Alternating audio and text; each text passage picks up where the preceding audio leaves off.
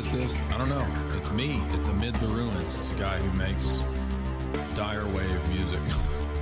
It's Amid the Ruins.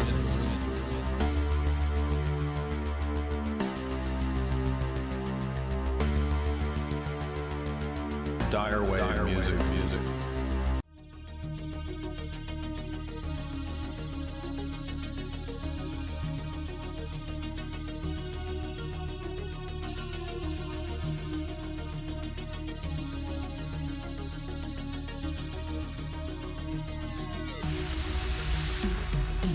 What I've talked about in probably 100 articles at Jay's Analysis is the implementation of the AI smart grid and the giant smart cities, which is what IBM talks about publicly building.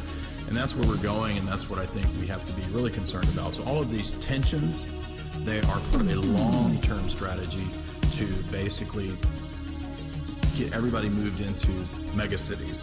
They'll be forced off of land and so forth for environmental reasons, and basically concocted and invented environmental nonsense.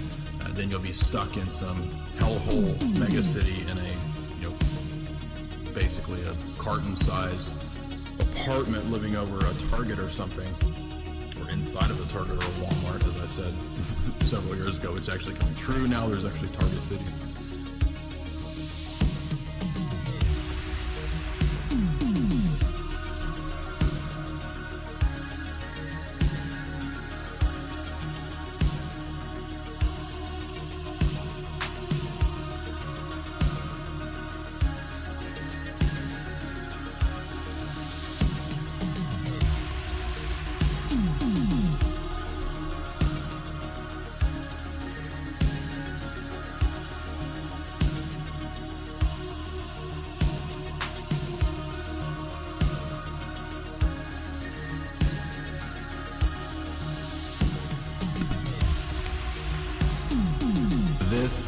is all part of the long-term globalist strategy. So, but to get there, you've got to have the constant clash, the constant alchemical blending and mixing and smashing together right out of Manichaeanism to produce the convergence, to produce the synthesis. And that's what's crucial in all this, and what is absolutely true from an alchemical, esoteric, philosophical, and geopolitical perspective, the fact that the ruling elite seek to be post-human. jaysanalysis.com.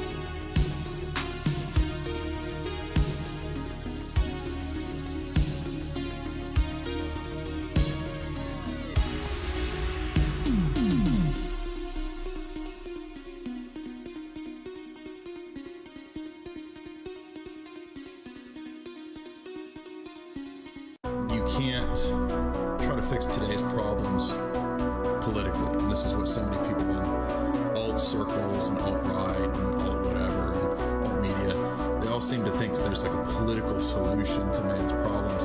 And really the whole of modernity is built on this neo-pagan concept of political salvation.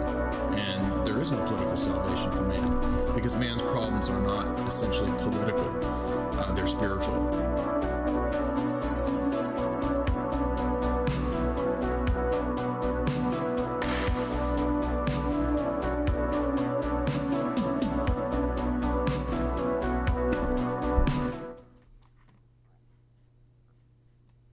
All right, welcome.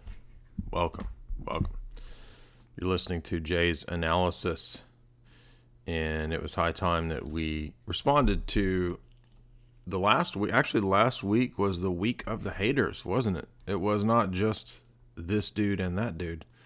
There's actually about 7 haters that went on a bender. Now, I'm not going to name any of them, and I'm not going to give them the attention that they want, because a lot of these people just want subs and they just want to cause trouble. But one thing I've noticed is the tendency, so we're going to be talking about a lot of different things today that will hopefully be a learning experience. We're going to cover the sections of St Athanasius. I wrote a lengthy essay yesterday, about 15-page essay, in response to these absurd misuses of Decretis. And I also will be responding to some other issues that relate to eternal manifestation, namely Eric Ibarra and the mistaken arguments that Eric has made over the last few years that he and I have, or I guess about a year and a half, 2 years, that he and I have off and on had exchanges. So, first of all, I would say it's not necessary to alert me. Like, I already know when anybody makes, a hater video. I have the magic ability to almost automatically know. I can literally teleport to where haters are attacking. And beyond that, I have been doing this kind of alternative media stuff for 12, 13 years. So I'm an old pro at this. I know all about how haters operate, how to handle all this stuff. And most of the time, it's not worth giving any attention to.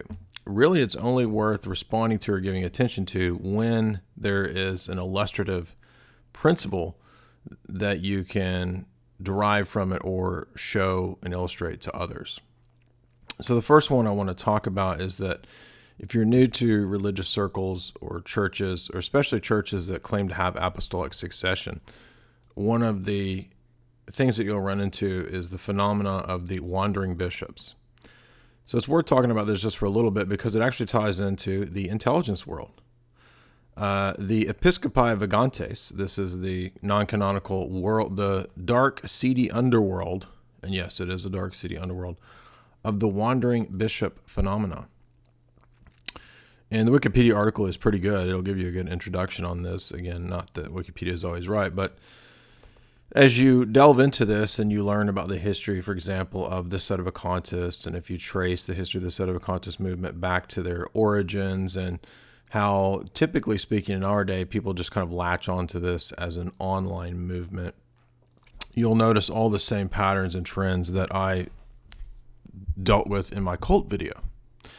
So we have to be careful not to fall prey to cults and following anybody like a cult. That's why I direct people, of course, to find a local church that is good. I don't say follow me. I don't say that I'm the final arbiter on orthodoxy. I don't even represent any orthodoxy in any official capacity. I am a layman who puts forth his studies and his research and the stuff that I've looked into for the last 10 to 20 years, depending on what topic. If it's the issues of the essence, energy, distinction, absolute divine simplicity, and Thomism, that's a topic that I've studied for 10 years. If it's the issues of biblical theology, I've studied that for 20 years. So when people just say off the cuff, there's no way that guy could have read thousands of pages of Augustine, that is coming from a place of envy. Because, number one, I am not 20 years old. I'm much older than 20 years old, even though I may look young. And throughout my 20s, I absolutely did read thousands of pages of Augustine and Aquinas because that was my life. I ate, slept, and breathed that stuff. In fact, I wanted to be a monk in my 20s. And, of course, being disillusioned with Roman Catholicism, I think most of you guys know kind of the path that I took religiously, and I've covered that in my Why I Converted to Orthodoxy video, and I lay out all the flaws and the mistakes that I made over the years. Okay, so this is not a cult. We aren't running an operation where, you have to obey me.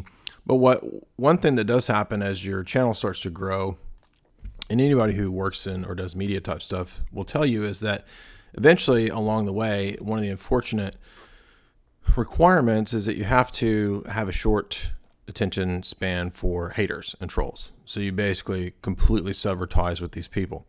If you followed Boiler Room or Jay's analysis over the last, say, 4 years, and there have been people who followed, the stuff that I've done for even longer than that, because I was blogging 10 years ago even. But even if you followed for the last 2 or 3 years, then you know of people that we parted ways with on Boiler Room, people that we didn't get along with, people who kind of lost their shit, went nuts, and so we had to sever ties with them. I'm not going to name names because there's no point in dredging up old controversies. Other individuals who have set out to seek to perpetually harass me, and I've had to get involved in legal counseling on those kinds of situations, at least a couple of those so far. I'm sure in the future there will be more cases of targeted and intentional harassment where I do have to involve legal stuff. But it should be known that, any time that, and I'm not even that famous, I'm not that popular, 36,000 is a decent sized YouTube channel, but there's a lot more to grow to say, before anybody can say, oh, I'm famous, or anything like that. But even still, you do get really weird people who form weird obsessions. And if you don't operate the way they want you to. They'll try to manhandle you. And if you don't do what I want, if you don't come on my podcast, if you don't do things the way I want, I'm going to set out to destroy you. You know, these kind of really sensitive, messed up people. And it's just unavoidable that you do have those kinds of people. At the same time, you also have people who are kind of the fed troll type stuff. That does occur. That's a topic that I've studied for many years also. I've been involved in writing about and documenting that kind of stuff for my books, for my work, for the videos that I do, for the TV show we did, even to a degree when it was applicable to certain films and TV shows that we covered. So you have this other angle that a lot of people aren't aware of either, where you have individuals who will try to basically, I'm trying to find the show that we did where we covered this in depth. Let's see. Yeah, here it is. So I'm going to say, if you're not familiar with the way this whole world of idiots and goofuses works, it's always helpful to familiarize yourself with this field, because it's a real thing. This whole world of like the trolls and the paid sock puppets and the fake accounts and the bot and all that stuff. It does exist, and they will, harass channels, and they will pick people. And we did a great episode of Sunday Wire, I think a couple of years ago, called COINTEL Deception Tactics. And even though the COINTEL program is long gone, all those same kinds of tactics and means and methods still exist. They didn't go away. They're still very present. So we have to be a little, we have to be wise about how we understand these things and how these things go down. And there's not always one bad guy, right? There's not just the, quote, Illuminati who's going to, take anybody who questions them down. There are multiple players, multiple power blocks, multiple different interest groups that might have an interest in trying to disrupt people and their message or whatever they're doing. So what was interesting was that this week we saw a pretty heavy barrage of very strange, bizarre, some anonymous, some public individuals within 1 week. About 6 or 7 of them launch a pretty serious attempt at trying to undermine or trying to refute or come against Jay's analysis and the stuff I'm doing. Now, why would I do that? Well, again, I think there are multiple motives here. I don't think that everybody was part of some troll network or anything like that. I do think a couple of those people could have been trolls or feds. I think that's entirely possible given their pedigree and given their history. But we're not going to go into that. We're not going to speculate. We're not going to worry about it, because I think it was about this time last year where we had a similar network of individuals in alt media, all of a sudden within 1 week, all launched into the same coordinated style of attack on the stuff that we were posting and that we were talking about in Boiler Room or on 21 Wire, what Patrick was doing, or different people. And it was all within 1 week. No, so I just think that it's interesting that this week it was all within 1 week. And let's talk about the funny thing that got to me was the accusations that I'm a Bolshevik, a Nazi, a CIA fascist, and a Gnostic, and a troll and a shill all at once. Okay, now, again, we all know that anybody who does alternative media, you're going to deal with the people who say this kind of stuff. But what was funny is that this whole crew had it all completely contradictory. So once again, which is what I said last year when we had a similar early spring outbreak, the early spring outbreak of the trolls, they come forth from their hovels, early spring, it looks like, in a coordinated, confused and contradictory accusation. I would be, in fact, the first monarchist Bolshevist.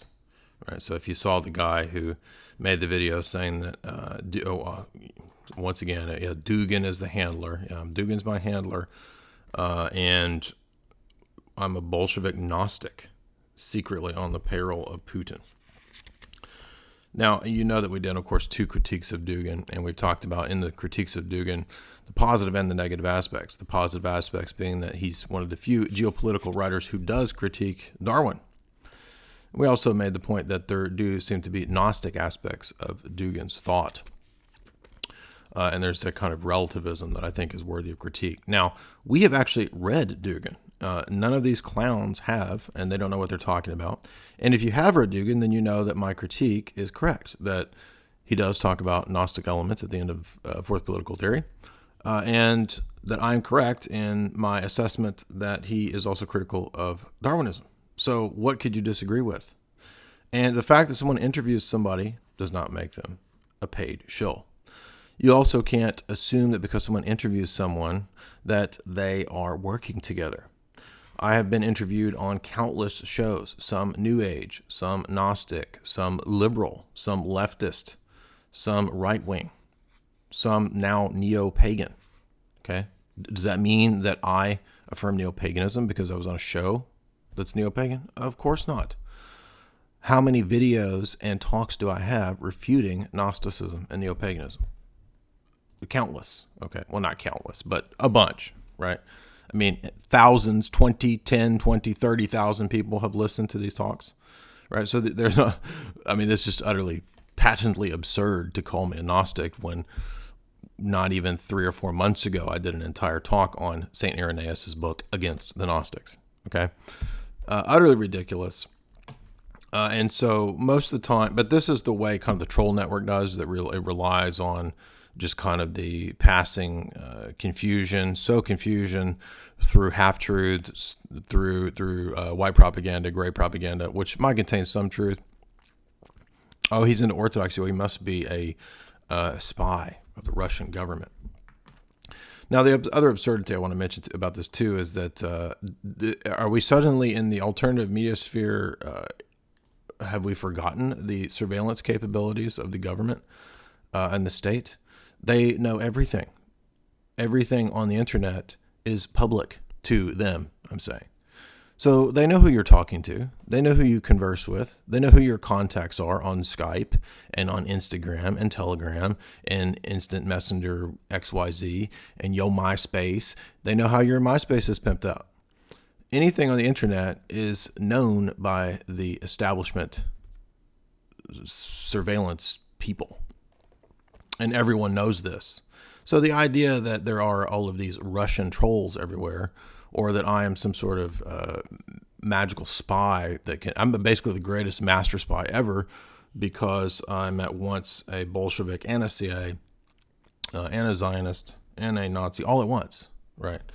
Total nonsense, right? The idea that I could be doing all this and that like people don't know where all the transactions are traced, right? So there's no Russian money coming in. It's utterly retarded. No, the reason for all these attacks is because the stuff that I'm putting out is good and the material is good. And I am knocking down all those who come against these arguments and this material like a nuke bomb, right? I mean, the debates with the atheists, they're nuclear, right? People are not buying atheism, and there's a lot of people invested in not wanting these narratives to crash. I'm the only person who's out here calling out. Now, there were other websites that talked about different connections, but there aren't other people talking about the way that churches are subverted through foundations. How many people are talking about that? Not very many. So yeah, of course they're going to be mad. Because I'm talking about real stuff. I'm not talking about aliens, and I'm not talking about creatures in bunkers and all that bullshit. I'm telling you about how the world really works, and I'm not just doing it. I'm doing it in a fun, effective way, right? And that's why people are getting mad. Other people are jealous because they have 200 subscribers, and we have 36,000 here. We have at the website 36,000 followers at the website. 10,000 on Twitter or whatever, so on and so forth. So people are mad because, I'm a boomer and I've been involved in doing apologetics since 1998, and the guy didn't even know what my position on Thomas and Aquinas was, right? He says that I'm This guy says, "Oh, you're a Thomist. You argue like a Thomist."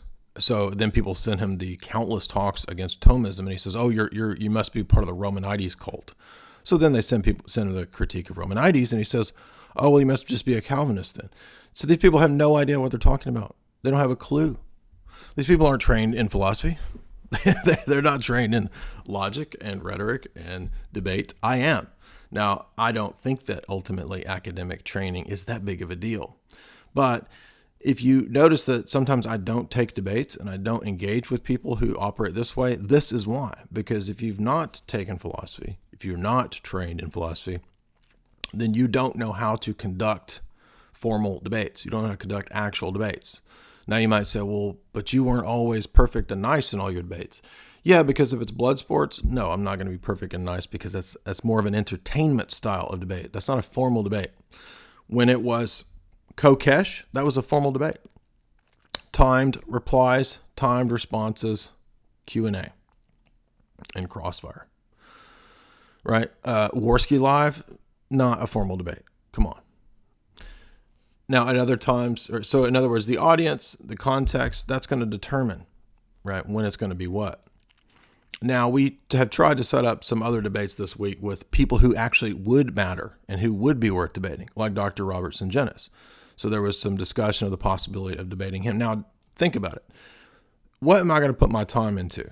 Am I going to put my time into debating clowns in a trailer park, another clown in a trailer park that created his own little cult, his flat earth cult? Am I going to debate a guy in another trailer park in Minnesota who is in a 5-person jurisdiction who excommunicates people in another 5-person jurisdiction? No, I'm not going to waste my time debating any clowns of that stature who literally just make videos bitching about the intro music. Now, the intro music, by the way, is not made by me. That's made by, it started as a joke, by the way. I made a joke about Dyer wave, and they started making Dyer wave. And it's called synthwave. It's retrowave. It's only one of the hottest things on the internets of the last 5 years that the boomer crowd doesn't get. It's just a weird aesthetic, dude. Right? It's like vaporwave. It's kind of a critique on throwaway pop culture. Right? It's dystopian. It's anti-consumer. Right? It's while it's consumerist. Right? That's the point of vaporwave. That's the point of synthwave. It's critique of critique. At least that's what it was kind of when it started. There's a great documentary on vaporwave I recommend watching online if you can find on YouTube. Right? So of course a boomer doesn't get that. Boomers are humorless and they're, whatever. But now if it's somebody like RC apologist, of course I'm not necessarily going to take that dude too seriously. Right? That guy's arguments were terrible. And if you're going to descend in the debate to being ridiculous, then no, I'm not going to take it. I'm not going to take Ask Yourself seriously, right? With his goofy debates. But now if it's somebody with a PhD, somebody who is, a respectable argument type of guy, I would obviously have much more respect for somebody like Dr. Robert St. Genis. And we talked about, somebody who was messaging him. I wasn't messaging him directly, but there was a guy saying, hey, would you debate him on the Filioque? And I think, I'm told at least, his response was, I said, no, it needs to be absolute simplicity. And so he wanted to just debate the Filioque. Well, I don't think you can just debate the Filioque straight out. I mean, I've studied that topic for 10 years, and I know how the debate goes, and the Filioque is built on absolute simplicity. That's the real root of the Filioque, not let's, look at this church father and see if he's talking about the Filioque. Is it economic? Is it, in what sense is he using it? Economic sending of the Spirit or the hypostatic origin, right? So anyway, you'll notice again, all of the accusations this week were completely retarded. And again, the establishment, the system, they already know who you're talking to, right? They know who works for who. They know who's affiliated with who. If you look at the times that any actual Russian spies were ever busted, like, it happens every now and then. They're running some little operation, in New Jersey where there's like 10 Russian spy ring caught and busted. Okay. There's absolutely no large scale media operation in my neck of the woods that I'm part of that's some Russian spy ring. I've never been to Russia. I know a Russian analyst named Mark Hackard. We've done many shows together. Do you think that people don't know who Mark Hackard is? Do you think that he puts his material out there? He's written for Tacky's Mag in the past. You think people don't know who he is? Utterly ridiculous. Patrick Henningsen openly works for RT, right? You're not sleuthing some powerful, magical, journalistic award through figuring out that Patrick Henningsen works for RT when he's on frickin' RT every other day. Okay, it's just stupid.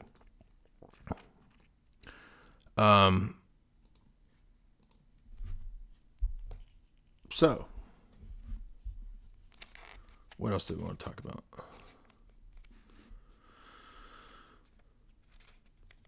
Now, one of these sites, by the way, that was engaged in, I'm not going to say what the site is, but actually was engaged in constant harassment and attacks for the last 2 years. One of these individuals, by the way, is now no longer with us, who spent most of his time attacking me. He has moved on, and now that website has moved from being a flat earth neo-Nazi site, yes, that constantly attacked Jay's analysis, to now becoming an Aryan spirituality, KKK, vegan site.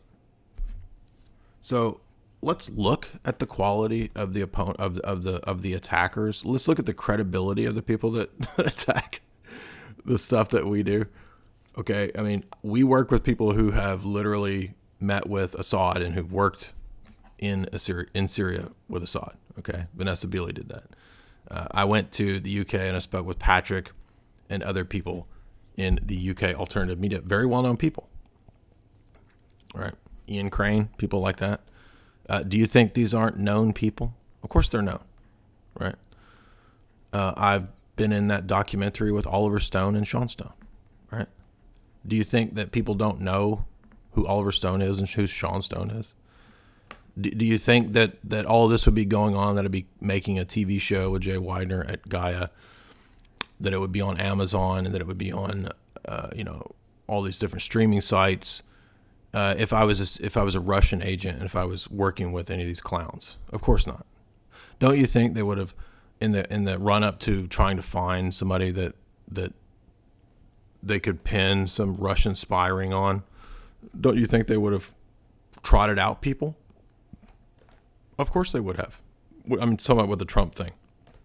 What's the best they came up with? Roger Stone and Jerome Corsi. Have I ever had any connection with Roger Stone and Jerome? No, of course not. So it's all just nonsense. And you'll notice, though, but what I'm trying to get at is that the mainstream fake narrative is the exact same ones that the troll networks borrow from. They borrow from the mainstream media, New York Times type narratives, and they just rehash them. And they come up with all this nonsense that if you go to, this or that church, Americans are dumb, so they think that if you go to a Russian Orthodox church, you're a bunch of Russian spies, as if the entire American government doesn't spy on everybody in the Russian churches. Of course they know who's going to a Russian church. This is ridiculous. Come on. It's just so dumb. Anyway, so we will be taking super chats, but I wanted to point out that most of the time, troublemakers are people that will be in these non-canonical troublemaker shit stirrer circles, the cauldron of shit stirring, known as the wandering bishop circles. Now, when I was attending the Latin Mass back in my 20s, when I was a trad Catholic, I was introduced to this idea. It was all new to me. I didn't know anything about this crazy stuff. Because, of course, the Sedevacantist world, much of it traces its lineage in their kind of legalistic, magical view of sacramental validity to these consecrations of these creepers and kooks in the world of Sedevacantism. Somebody like Archbishop Ngo Din Tuk, right? And this is the Tuk line of consecration for the Sedevacantists. Now, funny, interesting little tidbit, Bishop Tuk went from being an advocate of, I think, women in the priesthood to magically a Sedevacantist. So one of the things that sets Orthodoxy over against all this kind of stuff is that there's not a magical view of the sacraments. You don't magically retain some priesthood that gives you magical powers just because you went through some rite, right? And we don't believe that. That is the legalism of the Roman ex operate view. And it's quite foolish, actually, because it leads to the stupid conclusion that Satanists will actually go and try to get valid ordination from a validly ordained priest, even if they're a Sedevacantist, so that they can confect the Eucharist, so that they can blaspheme it. This is how retarded this is. Like, literally, if a Sedevacantist who had valid orders ordains a Satanist so that the Satanist can go and confect the Eucharist, so that he can desecrate it, it's all valid. That is utterly ridiculous. That is nothing but magical nonsense. No. So the Orthodox view is neither Donatist nor ex opere operato. It's holistic. You have to be in the faith, and you have to also go through the rites. But the rites aren't magical.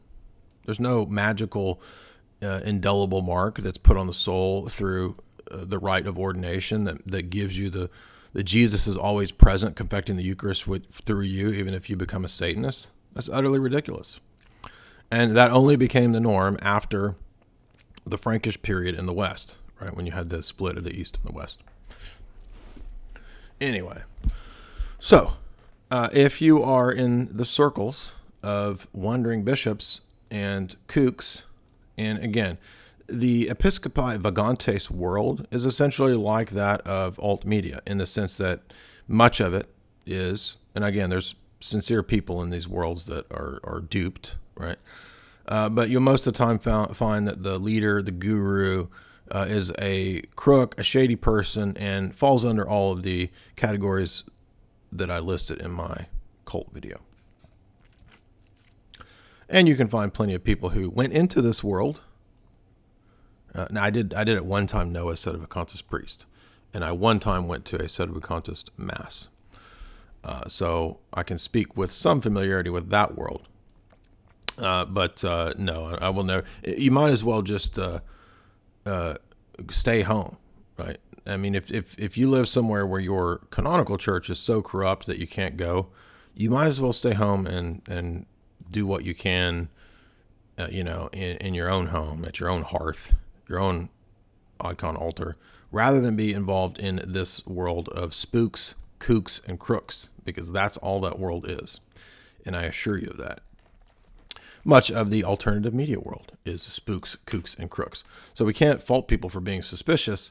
But again, most of the time, if you watch people, you'll see their development over time and over the years.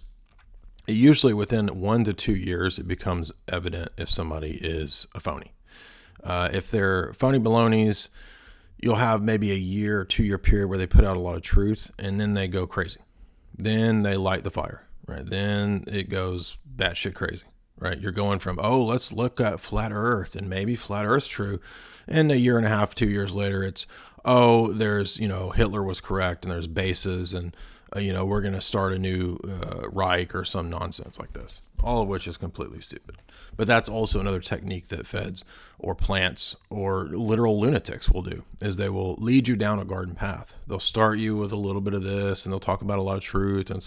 And then, you can look at the history of cases of the way that militia groups have worked, right? And militias are nothing but a bunch of retards who are duped by the feds all the time. Just like the people who get into the Klan, just like the people who get into the Black Panthers, just like the people who get into the neo-Confederate groups, they're all being duped. And yes, many of those people are just sincere, they're idealistic, and they're dupes. Just like the people who are used in the radical mosques, they're dupes.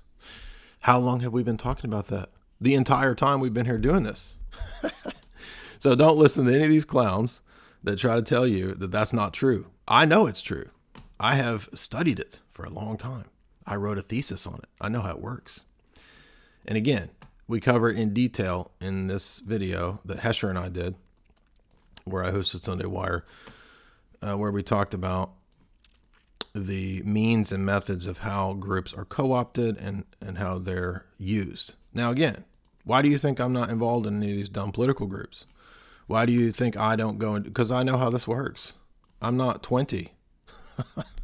I've been watching these things for 10, 12, 13 years, right? I remember the old days of Patriot Radio in the 90s. Now, I didn't really get into Patriot Radio, but I watched that world. I saw that world a little bit when it was getting going. PatCon. Are you familiar with PatCon? Okay, this was a PSYOP. Now, PatCon comes out of the Cold War, and there was this idea during the Cold War, well, we'll beam, kind of like Radio Liberty, this kind of stuff. And in Europe, you had Voice of Liberty, Radio Liberty. That was the CIA stuff during the Cold War to beam the message, of Western market liberty and all that into the Soviet sphere. And in the U.S., there was a similar idea of counterintelligence through PatCon in terms of the Patriot Radio, right? Patriot Radio. The whole Patriot Radio world comes out of CIA PatCon conspiracy. So in a way, the entire conspiracy world actually comes out of the CIA PatCon, commie threat type thing, right? So, in the Cold War, it was all conspiracies, right? It was, if you were in the Marxist leftist camp, it was the capitalists are conspiring, to control everybody through the class warfare, right? And if you were in the right wing capitalist side of things, the Alan Dulles, this kind of stuff. Oh, it's the commies are everywhere and they're going to take over. We better have PatCon radio beaming and blasting, the patriotic message of whatever, anti-communist stuff. Now, I'm not saying that communism is true. I'm not saying that capitalism is true. As you know, this is another reason people are too shallow to fathom the complexity and the nuance of what we talk about here, which is very easy to figure out if you're even in the slightest bit aware of the last 300 years of Western civilizational development and Eurasian civilizational development, which is that both capitalism and communism and socialism are atheistic. Can you figure that out? Can you figure out that when I say that doesn't mean that I'm a communist? That doesn't mean that I'm a socialist. It doesn't mean that I'm a fascist. It doesn't mean that I'm a Marxist. It means that I'm not any of those. Is that very hard to figure out? Can the boomer tier people figure that out? That maybe all of those three systems are wrong? Could that even be possible? Well, actually, for most of the boomer tier people, Cold Warrior types, and by the way, my family is a bunch of Cold Warriors. My uncle was a big time Cold Warrior. Okay, so the idea that I would be a Russian spy is all the more ridiculous. Oh, now we caught him. Now he's CIA.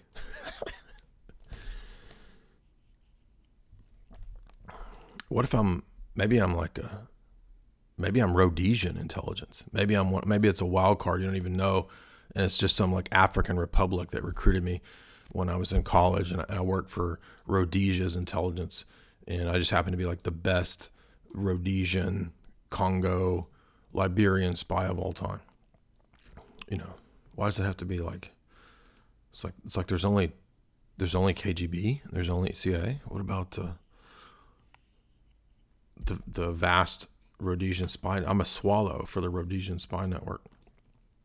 I seduce Beyonce for the Rhodesian Liberian spy network. Anyway, so look, we've been here for how long talking about the same stuff? Years. Okay. Vast archives of material, vast archives of dozens, hundreds of interviews, pretty much saying the same stuff. Yeah, I've learned some new things in the last year or two, and I'm sure in the next 5 years I'll learn some things. But overall, the message has not been that different. Now, a lot of the Eurasian geopolitical stuff I didn't know 3 or 4 years ago when I was blogging, that's why I was focusing a lot on philosophy and movies back then. And because I branched out, because I found that stuff interesting, what did we do? Did we run to Putin to get a job? No. What did we do? We started doing our own stuff. Yes. Could you imagine that I actually just read the books and talk about them myself? Right. Do you think I would want to work for a news outlet that is going to tell me what I can and can't say, what I can and can't do? No. Don't you think I prefer? Have you not figured out my psychology enough to know that I want to do what I do, that I want to be my own boss? Right? I mean, a little bit of psychology would tell you if I'm willing to go out there and debate JF, Spencer, any of them, right? Then I'm probably not the kind of person who just wants to suck up and find some stupid corporate job. Of course not. So now, is that the psychological profile of a person who wants to suck it up to some foreign government who's going to tell them what they can and can't say? No. That's why I do my own show. That's why I do what I do. That's why I don't talk about Darwinism as if it's the greatest thing in the world. If I was a sellout, the first thing I would sell out about is Darwinism, because nobody believes in creation, dummies. It's a no-brainer. So, none of those people would actually dare have a real debate, right? And that's why they're not even worth interacting with. And like the great PewDiePie says, when your YouTube channel is growing, the trolls get the snowing. It's time to snow them trolls, ignore them, right? Once the YouTube channel starts growing, guess what? Magically, clowns start reaching out. Oh, the clowns want to talk to you and they want to do the show with me. You come on my show. Oh, and if you won't do it, oh, now I hate you and now you're a spy. You're a shill. Yeah, well, number one, I've done this long enough that I can peg who a person is. I know where they're going to take things, how they're going to act after watching them interact for a little while. And by the way, if you find, a lot of you will find that, yes, it is a little harder to get in touch with me because now every time that I interact with somebody, it becomes a liability. If I don't do everything perfectly to the satisfaction of anybody that I interact with, they lose their shit, they get mad, and they go on a campaign to try to, denounce you or whatever, right? Really sensitive people, really, really damaged, hurt people or whatever. And I get the craziest damn emails on the planet. You can imagine. Can you imagine the emails that come to me and what people say? Right? I mean, every day there's somebody emailing me, oh, I'm a targeted individual. I come out of, CIA mind control project, booble bobble feeble zobble, and I'm from the underground base. And it's like, come on. Right? And then I have to deal with all these other kooks. So it's a very weird job. And if you find me being a bit curt, if you find me being a bit curt, it's because I have to completely expel the gaseous trolls from my body, from my body politic. So anyway, yes, let's move on to, I'm going to assume that you guys did look at the Episcopi Vacantes world there, and you'll find that it's a bunch of clowns, a bunch of kooks. Don't waste your time in that world unless you are a glutton for punishment. If you're a glutton for punishment, have fun. See you later. You're going to wish that you hadn't gone into that world. Let's move on to the real meat of the discussion. I want to add too that some people also point out that all you do is attack people. You attack people. Really? When 90% of the content and material is lecturing on other people's globalist books, on scripture texts, on ancient philosophy, on modern and medieval philosophy? Really? When that's 90% of the content? Movie analysis? Let's see. Let's count them up. There's a critique of Stefan Molyneux. There's a critique of Father Stephen Freeman. There's a critique of Jordan B. Peterson. There's a critique of Crazy Bartholomew, the Patriarch of Constantinople. And long ago, there was a critique of Joe Atwill. So that makes 5 critiques in years of blogging or video making, producing, right? And out of over 1,000 posts at the website and over, I think I have 700 or 800 videos, including the audios that are on YouTube, right? So that's 5 or 6 out of that? Come on, get out of here. I'm not always attacking people. Number one, a critique is not an attack. If I critique Jordan Peterson, remember when I did that? His whole cult said, you're attacking Jordan Peterson. A critique is not an attack, goofus. In fact, I can't think of any of these videos that are an attack. What is an attack? How do you verbally attack someone? Right. No. In every one of the videos, what we did was a point-by-point response or critique. That is not an attack in our hypersensitive world. Now, and you will also find, yes, I am quick to block nowadays. Ain't nobody got time for that. Ain't nobody got time for that. Ain't nobody got time. Ain't nobody got time. Ain't nobody got time for that. Ain't nobody got time for that. Ain't nobody got time for that. Yes, quick to block. Why would I want to spend? I have limited time during the day. Why would I want to spend it talking to dumb trolls? So let's get on to this meaty essay here. And I spent about 6 or 7 hours typing this up yesterday because I really just wanted to make clear, and as some clown said in the chat about an hour ago, Athanasius is really clear. He teaches absolute simplicity. No, he doesn't. If you were familiar with the entire scope of the argument that he has with the Arians, then you would know that it's the Arians that teach absolute simplicity. And the fact that Athanasius distinguishes the will of God and the essence of God, and the fact that creation is different from generation, would let you know that that undercuts his whole argument if you think he taught absolute simplicity. And that's what I prove in my essay, which largely, yes, relies on the argumentation of, and I'll put it in the chat, Fr Florovsky. Right. Fr Florovsky wrote a famous essay about Athanasius' conception of creation. And of course, Fr Florovsky is one of the most famous Orthodox theologians of the 20th century and part of the neo-patristic synthesis, right? One of the solid Orthodox guys who wanted to make sure that we were in line with the Church Fathers and not adopting the modern hierarchical Roman Catholic leftist blah, blah, blah positions on approaching Scripture and tradition. Very well known. Everybody knows who Fr Florovsky is. Staniloy, Florovsky, Losky, right? Who do we lecture from and constantly reaffirm here? Those kind of guys. Exactly. Because there's not a whole lot of modern Orthodox theologians that are that great. A handful, right? Generally the ones that are dead, not the living ones. Beware of them.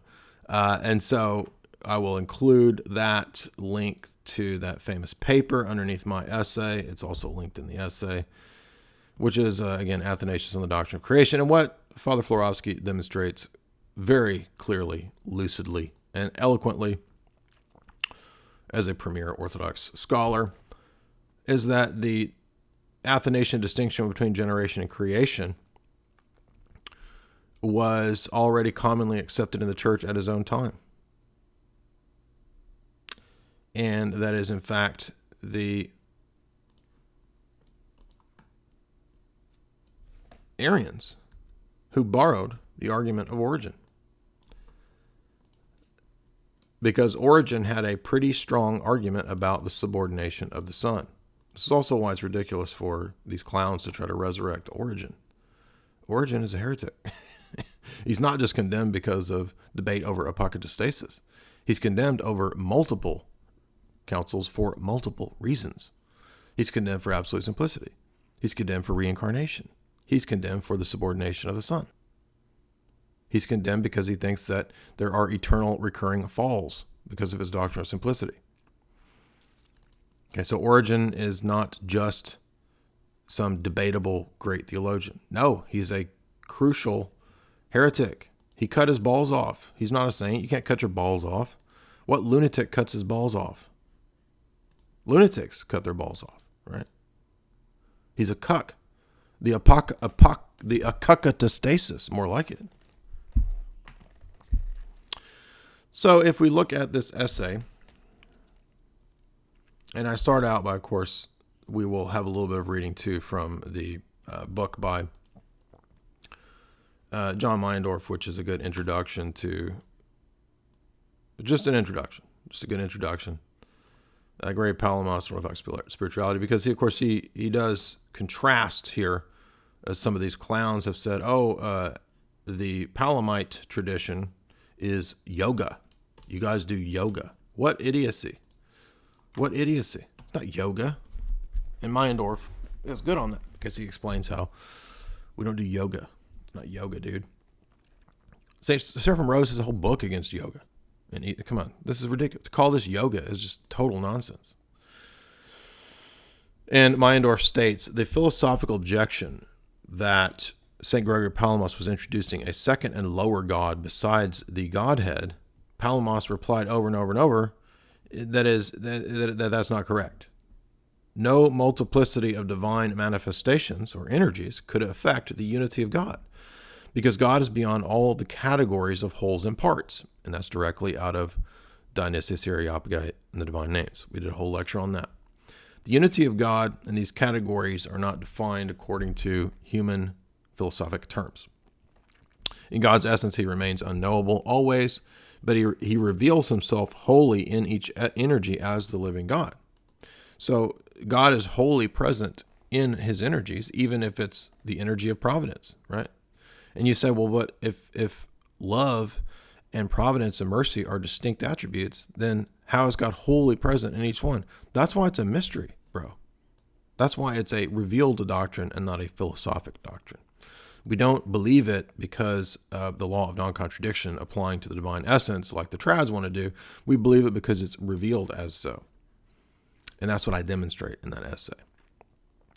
So I point out, in studying the development of Orthodox Triadology from Athanasius onward, confusion can arise by not understanding the overall context of his opponents and their argumentation. This is the crucial aspect to Fr Florovsky's essay on the generation of the Son.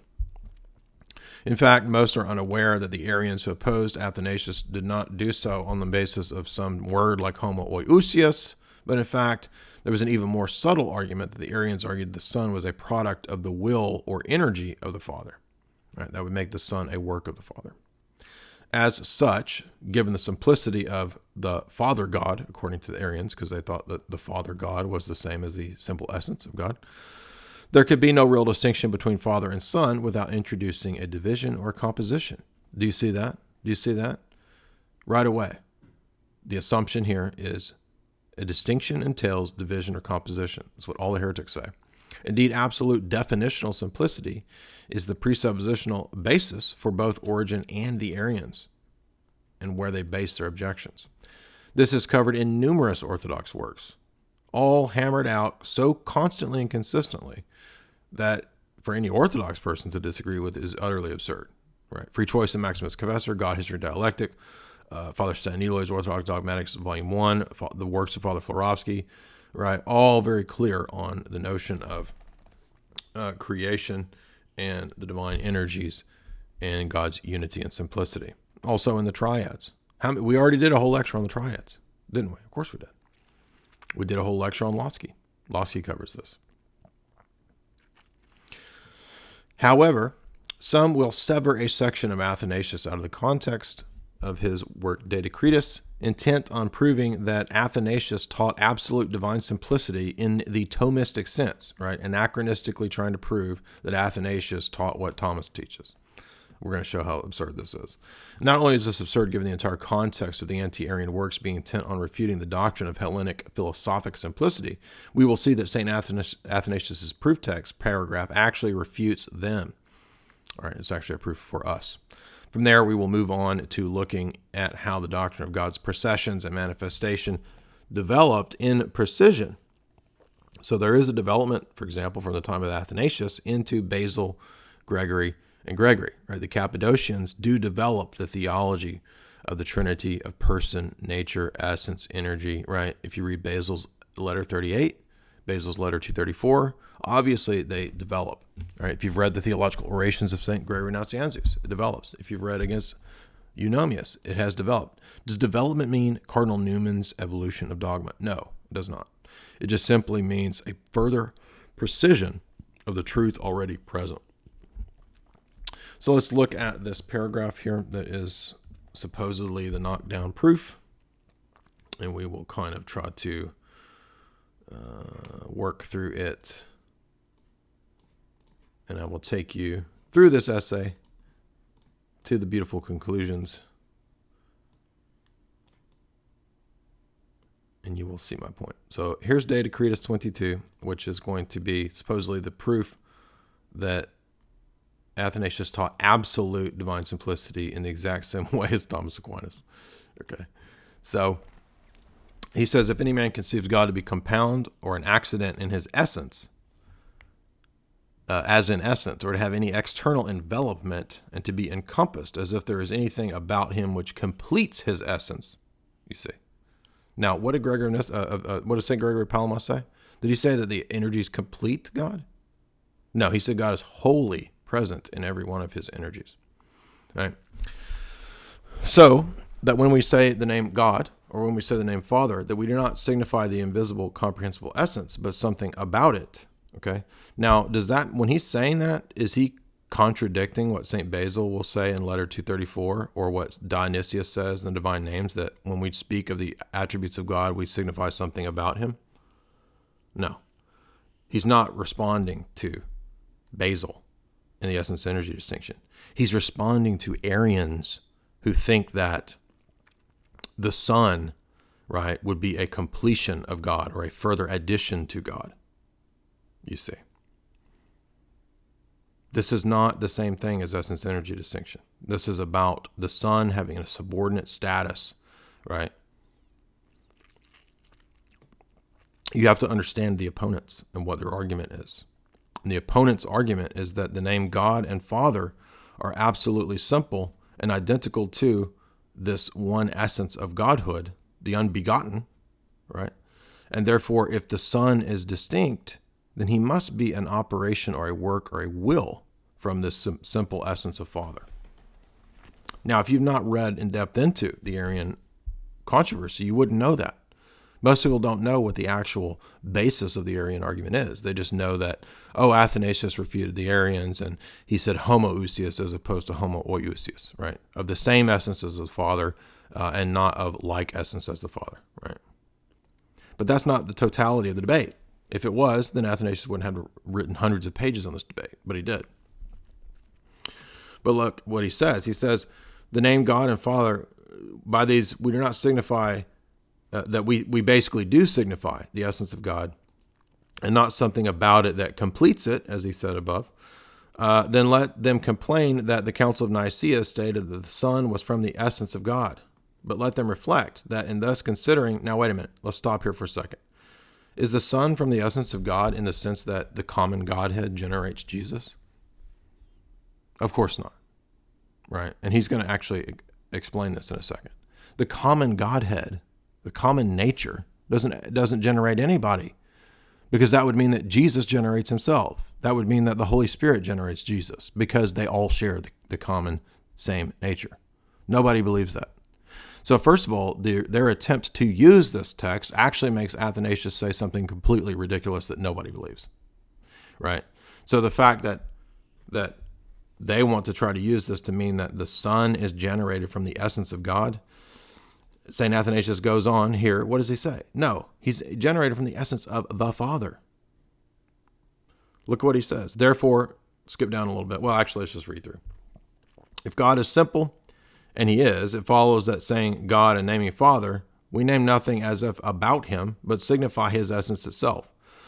For though to comprehend what the essence of God is impossible, yet if we understand that God is, and if Scripture indicates him by means of these titles, we, with the intention of indicating him and none else, call him God and Father and Lord. For when he says, I am that I am the Lord God, Exodus 3, when Scripture says that, God, we understand that nothing else by it other than the intimation of his incomprehensible essence itself, and that he is who is spoken of. Oh, now wait a minute. Now, when Basil goes to great pains to argue against the Hellenists, and he says that God is going to not say I'm super essence, right? He's saying the same thing that Basil says, right? It's not it is, it's he is. But it's not false to call God supreme existence. And it's not false to say that the energies of God are natural. They are natural energies. They are energies proper to the divine nature, right? We said this over and over and over in the section on Christology when we covered St John Damascus on Christology. But that's not impersonal essentialism. And it's not comprehending the essence of God to define it, you see. So this is an apophatic statement about the essence of God as single, and that each person fully instantiates the essence of God. And that's going to be St. Cyril's term, inhypostatized. Right? That's why that's so important at Ephesus, is because essence doesn't exist in abstract. It always exists in the mode or in the tropos of persons, which we covered in the lectures. So Jesus isn't generated from the common essence of the Godhead.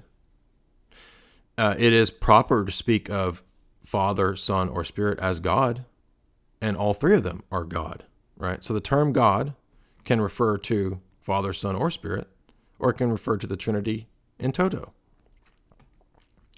And given the fact that each one of the divine persons fully instantiates the divine nature, they're not lacking in it, right? The Son doesn't have 75% deity. The Holy Spirit doesn't have 85% deity. No, they're all fully divine.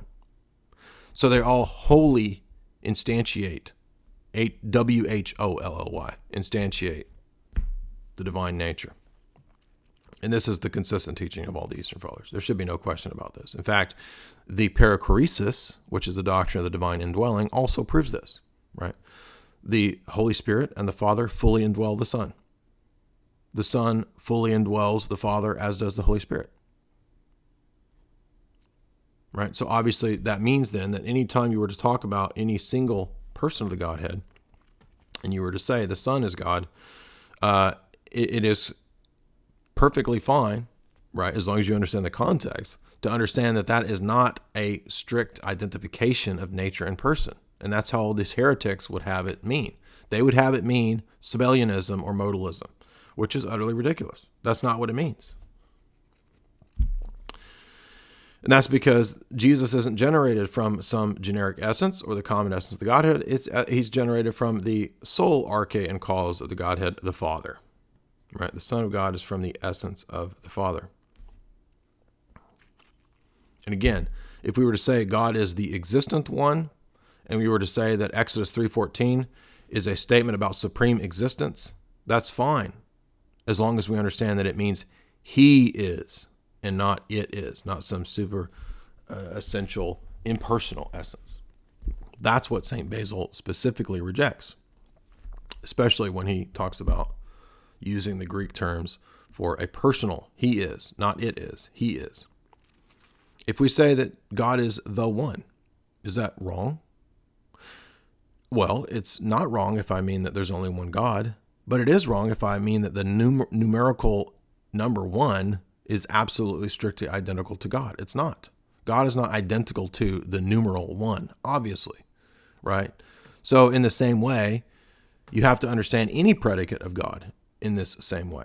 And that's what Athanasius is clear to say when he says that though we comprehend the essence of God, though it is impossible to comprehend the essence of God, if we only understand that God is by these titles. So in other words, none of these titles are definitional, right?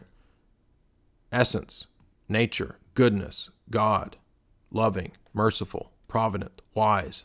None of those are definitional of the divine nature, because the divine nature supersedes any singular definition. That's why we believe in apophatic theology.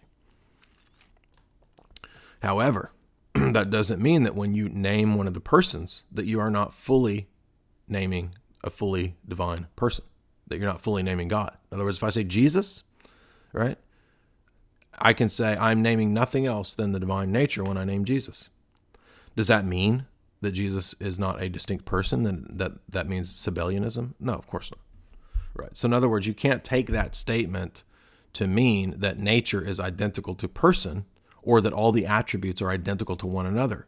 And that's what Thomism and absolute simplicity do, right? So this is a fully orthodox definition of divine simplicity. Again, how many times did we stress, even in I talked about the usage of Aristotle and the terminology of Aristotle in St. John Damascus's book when we covered that. We did the lectures on the Orthodox faith, right? He says there's no accidents in God. God's not compounded. And I said, yes, of course. We believe that. Every church father talks about divine simplicity. Of course they do. This paragraph in Decretis 22 is perfectly consonant with Orthodox statements on the unicity of God. But let's move on and see what the problem is. Now, if you heard my talks, then you know, again, this is covered in the Defense of the Orthodox Faith. There's absolutely no sense in which God is compounded. He contains no accidents, no form, no division or composition. And that's why St. Gregory of Palamas says the exact same thing. And he gives the same definition of St Athanasius as to what God's simplicity is. What none of these fathers do, however, is give an absolute definitional sense to simplicity in which all of God's actions are synonymous and isomorphically identified with the absolutely simple essence. So remember when we talked about nature and person? Remember when we talked about inhypostatized? That comes into play here, because if I were to say, when I name J. Dyer, I name nothing else than human nature itself. Is that a true statement? Yes. Does that mean that my personhood of being J is smashed into the common nature of humanity by making that statement? Of course not. But it's not false to say, with the is of predication, that J is human nature. It's not false to say that Jesus is the divine nature, as long as we understand that that's not an isomorphic identification. And when he says we name nothing else, all he's trying to do is illustrate rhetorically that the Arians are wrong because they don't think that Jesus has the divine nature. And he doesn't posit a generation or a spiration from the common essence. He posits a generation from the Father. And that's why St. Gregory Nazianzus, directly after him, says that everything that the Father has, the Son has, except for being the sole cause. That's why there's not a double procession of the Holy Spirit. That's why there's no Filioque. Because there's only one cause, and it's personal. It's the Father. For us, there is one God, the Father. I believe in one God, the Father Almighty. That's the meaning of the creed. That's why all the heretics don't even have the creed right. So let's move on to more of this to make this clear about my point about how we predicated God. By the way, what Athanasius says there, you will notice that it's actually worded very similar to things that are in Dionysius as well. And Dionysius obviously teaches the essence-energy distinction, right? Nobody denies that. Right, he talks about you can both say that the Father, the Son, and the Spirit are the divine nature, but they're also hypostatic, and they're also unique and distinct. And that's not a contradiction, because distinction does not entail composition or division. So let's move on here about Athanasius. So we know then that he's not saying that when he says that when we talk about God, we're not speaking about something else other than the divine nature. He says that this is, my argument goes on to say that this is used to distinguish not a person or an energy between the Father and the Son. There's no willing. The Father doesn't counsel whether he will generate the Son. The Father doesn't will, I will will my Son into existence, right? Because that would mean that their essences are different. No, St. Athanasius argues that the Son is said not merely to be generated from the common essence of the Godhead, which would mean he generated himself, which is absurd, but rather the Son is generated eternally from the Father's essence. Right? It is the Father that is the sole arche and source and cause of the Godhead. And we will see this very clearly as we move into Basil's letters on this topic. Furthermore, not even Roman Catholics think that the Son generated himself, which is absurd. And therefore it is fallacious for Roman Catholic apologists to misuse this passage in such a ridiculous way, such that it means that the common essence of the Godhead is what generated the Son. This is precisely the root cause of all the Orthodox arguments against Roman Catholic views on this matter, because they replace a personal Father as the sole source, fount, and arche of the Godhead, and introduce an impersonal, super simple, definitional essentialism that generates and spirates. In fact, Meyendorff in the book covers that as Barlaam's argument, right? When Gregory Palamas debates Barlaam, it's about this essentialism. This was the root of St Photius's mystagogy critique as well, long ago, who called attention to this heresy and correctly located the problem of the double hypostatic procession by introducing essentialism. The Son takes on the Father's role of being cause, as a co-cause of the Spirit.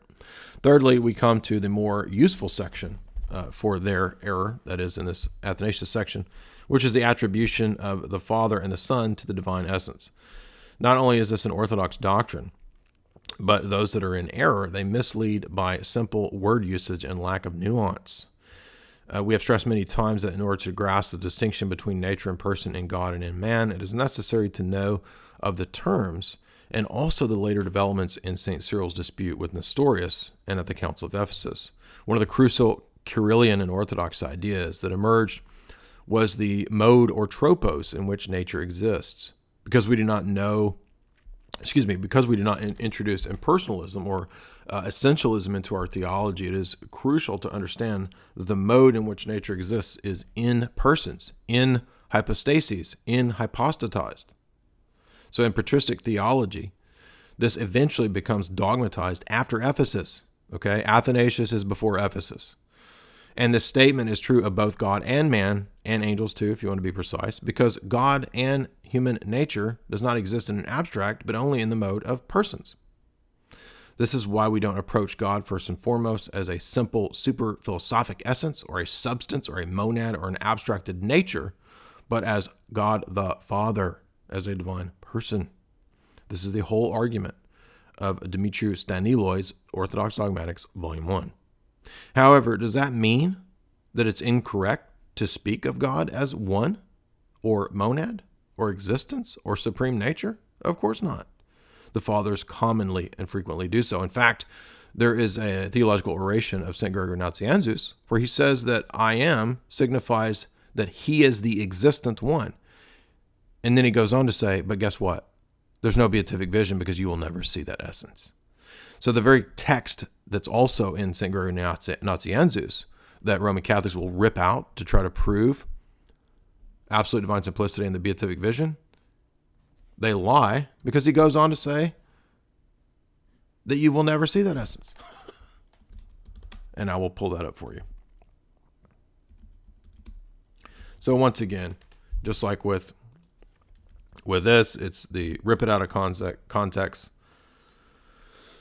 And this is an essay I wrote a long time ago that actually I had forgotten I wrote because he shows that the analogia entis is not correct.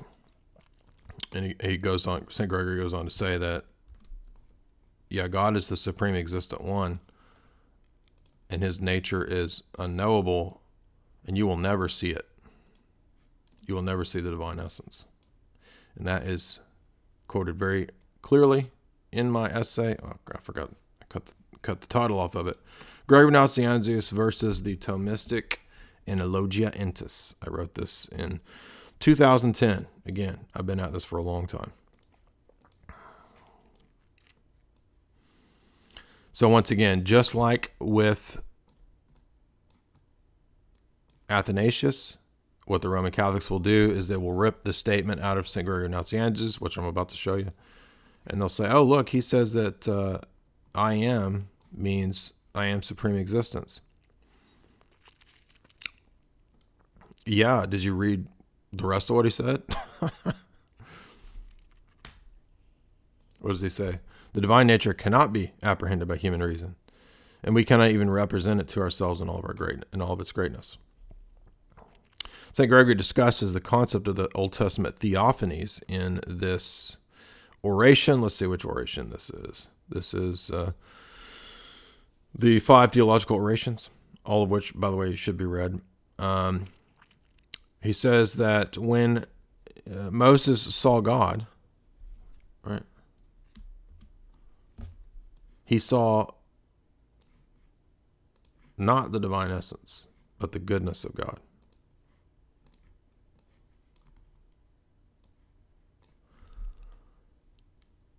He's talking to Moses here. I saw not the first unmingled nature known to itself, to the Trinity, I mean, not that which abides within the first veil and is hidden by the cherubim, but only that nature or energy which at last reaches out to us. Okay, so he's talking about Moses and being shadowed in the rock in Exodus 33:23. Then he goes on in paragraph 5 and he says, this nature is unlimited. Far before them is that which is that divine nature which is above them all, and out of which all creatures spring, the uncomprehensible and illimitable, not, I mean, as to the fact of his being, but as to his nature. So the existence of God is not the exact same thing as the essence of God. In fact, God's existence is itself one of the energies. And he goes on to say that no teacher will ever admit or say that you can see the divine essence. Oh, wait. Aquinas says you can. Anyway, you can go read that essay, but we're not here mainly to talk about that. It's just another side point. It's another one of those things that they'll kind of rip out of context.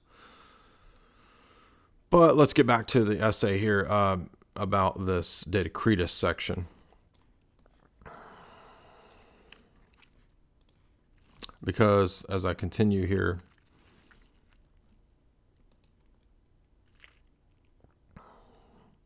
so when we predicate of God, it is not incorrect to say God is the supremely existent one, God is one, God is truth, God is love. But none of those things are definitional, and they're not equated with the divine essence, obviously. And as Basil says, you're a fool if you think they are. If you think mercy, foreknowledge, and the action of creating the world are all the exact same, you are a fool. It's not me talking. That's what Basil says. Now, if we were to use my analogy I gave earlier, which is, again, straight out of Basil's letter 38, which we'll get to in a minute.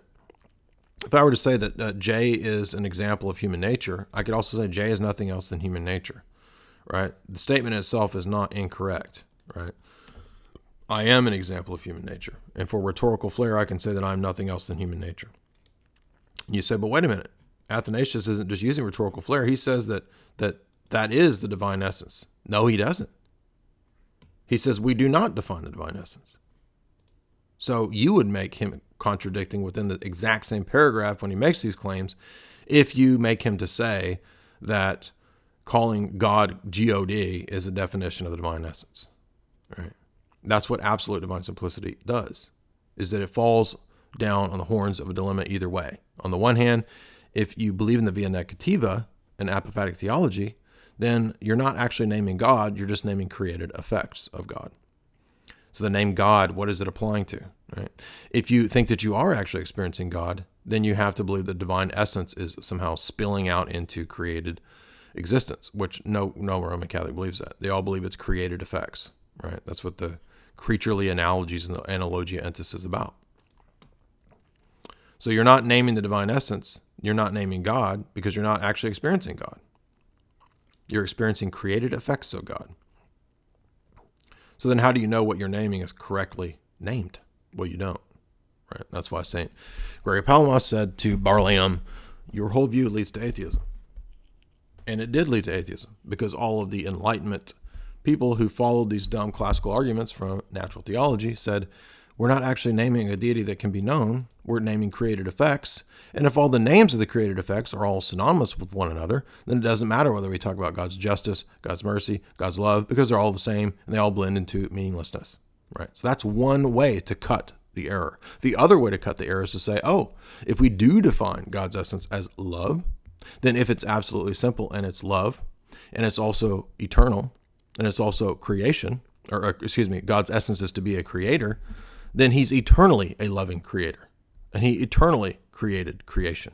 And creation is a direct eternal mirror to the divine essence. There's no way around that. That was Origen's argument. Do you see? And because that was Origen's argument, the Arians expanded on that and they said, you know what? Origen isn't right about everything, but one thing he's right about is that what's the difference between generating the sun and creating the world?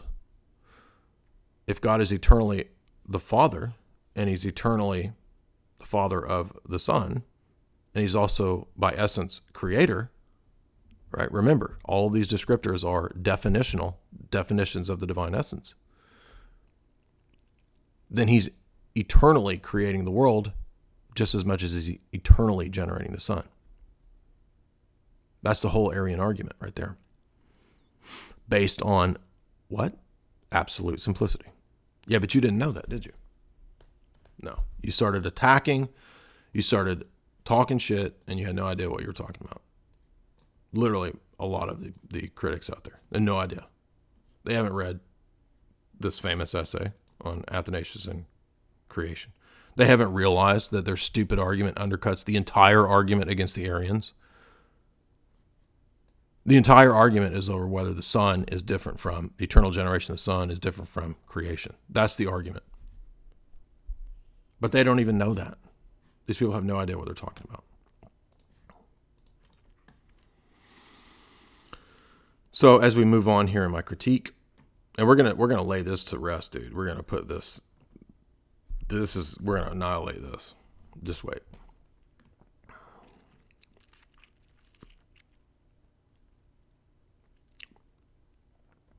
So, in patristic theology, again, we talked about inhypostatize, right? This becomes dogmatic after Ephesus. So there is a development in the Cappadocians that builds on Athanasius. And so while Athanasius will talk about the difference between God's essence and his counsel or will, right? It's St. Cyril of Alexandria who specifically begins to talk about the divine energies, right, at the time of Ephesus, basing it on the way the Cappadocians talked about it, right? And St. Basil, everybody knows, St. Basil talks about the essence energy distinction in letter 234. So there is a development, right? Not a development of new theology, but of clarity, right? Because again, the essence energy distinction is in Paul. It's in the Bible. So while the distinctions, for example, if I were to say J is an instantiation of human nature, right? While the distinction can be made between my common humanity that I share with others, and because I'm a singular person, J, the mode in which nature exists in me is hypostatic as a person, right? There's no abstract human nature. I mean, human nature is universal, but it's always instantiated in some person, in me, in you, in Bob, Bill Cosby, and whoever. In God, the fathers argue, there is a similarity. This is directly from letter 38 of Basil. Except the difference is that, obviously, in God, there's one nature and three persons, right? Humans aren't that way. As we will see, Basil uses this analogy in letter 238. So given that in God the divine nature exists in the mode of persons, and given the doctrine of perichoresis, the divine indwelling, and given that each divine person is wholly divine, there is nothing wrong with saying when we speak of the Son, we name nothing other than divine nature. We are speaking of inhypostatization, as St. Cyril of Alexandria would later term it. However, that statement is not an isomorphic absolute identification, because the strict identification would then lead to modalism or Sabellianism. We noted that St. Athanasius correctly affirms in the very next sentence the doctrine of God's essence or nature being unknowable and undefinable. So obviously it's not definitional, because he would be contradicting himself within 3 sentences. Beyond that, there are some who might be new to this topic and would be surprised to learn that St. Gregory Palamas affirmed that the energies of God are fully and wholly the divine nature too. It is a misunderstanding of Orthodox theology and terminology to assume that number 1, distinction implies division or composition, or that number 2, the uncreated energies are not fully divine and do not fully and wholly contain God. Indeed, not only is this obvious from the doctrine of perichoresis, but also from the fact that the unity of God is in no way severed or ever compartmentalized. When we speak of the ability of God to truly manifest and really manifest in time and space, in a theophany or in the incarnation or in one of his divine energies, we simply do not set up a definitional opposition or dialectic as the heretics do. All of our opponents and all the heretics of the councils set up dialectical oppositions. Whether it was the Origenists and their simplicity doctrines from Plato, resulting in a dialectic between movement and stasis, or whether it was Nestorius and his dialectic between the Son of God and Jesus of Nazareth, or whether it's the monothelites and their dialectical tension between God's will and energy and the human will and energy in Christ, all heresies are premised on the underlying presupposition of definitional opposition, natural tension.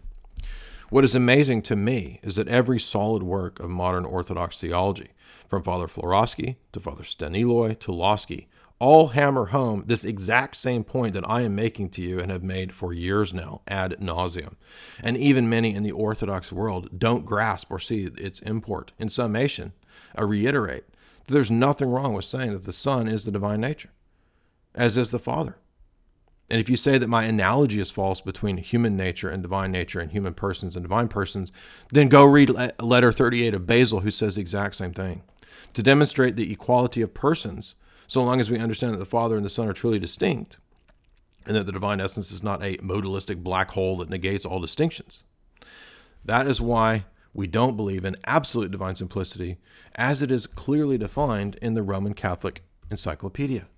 Now, I know what Thomas says, and this is a perfect explication of the Thomistic doctrine. There's no debate about it. Any basic writing on Thomas will tell you this. So don't come to me and say, well, the Catholic Encyclopedia is not infallible. The Catholic Encyclopedia is not infallible. I don't care if it's infallible or not, because this is an accurate statement of what Thomistic simplicity means. And to think that after centuries and centuries, the Catholic Encyclopedia can't even get right what simplicity is utterly retarded. What is it? It is true that no single predicate is adequate or exhaustive to describe the infinite perfection of God, and that we need to employ a multitude of predicates, as if at first sight infinity could be reached by multiplication. But at the same time, we recognize that this is not so, being repugnant to divine simplicity. And that while truth, goodness, wisdom, holiness, and all the attributes, as we conceive and define them, express perfections that are formally distinct, yet as applied to God, they are all ultimately identical in meaning and describe the same reality, the one infinite, perfect, simple being. Indeed, divine knowledge itself is really identical with the divine essence, as are all the attributes of God. That is not what Athanasius is saying. Athanasius is not saying that every single attribute of God is absolutely identical to all the other attributes and absolutely identical to the divine essence. He is saying when you say Jesus, Jesus is fully divine. You're naming the divine essence when you say Jesus, because he's just as divine as the Father. That is not the same thing as saying all of the attributes of God are absolutely identical in meaning and absolutely identical to the divine essence and absolutely identical to the actions of God. That is a much more radical statement, completely different, and that's why it's called absolute divine simplicity and not divine simplicity.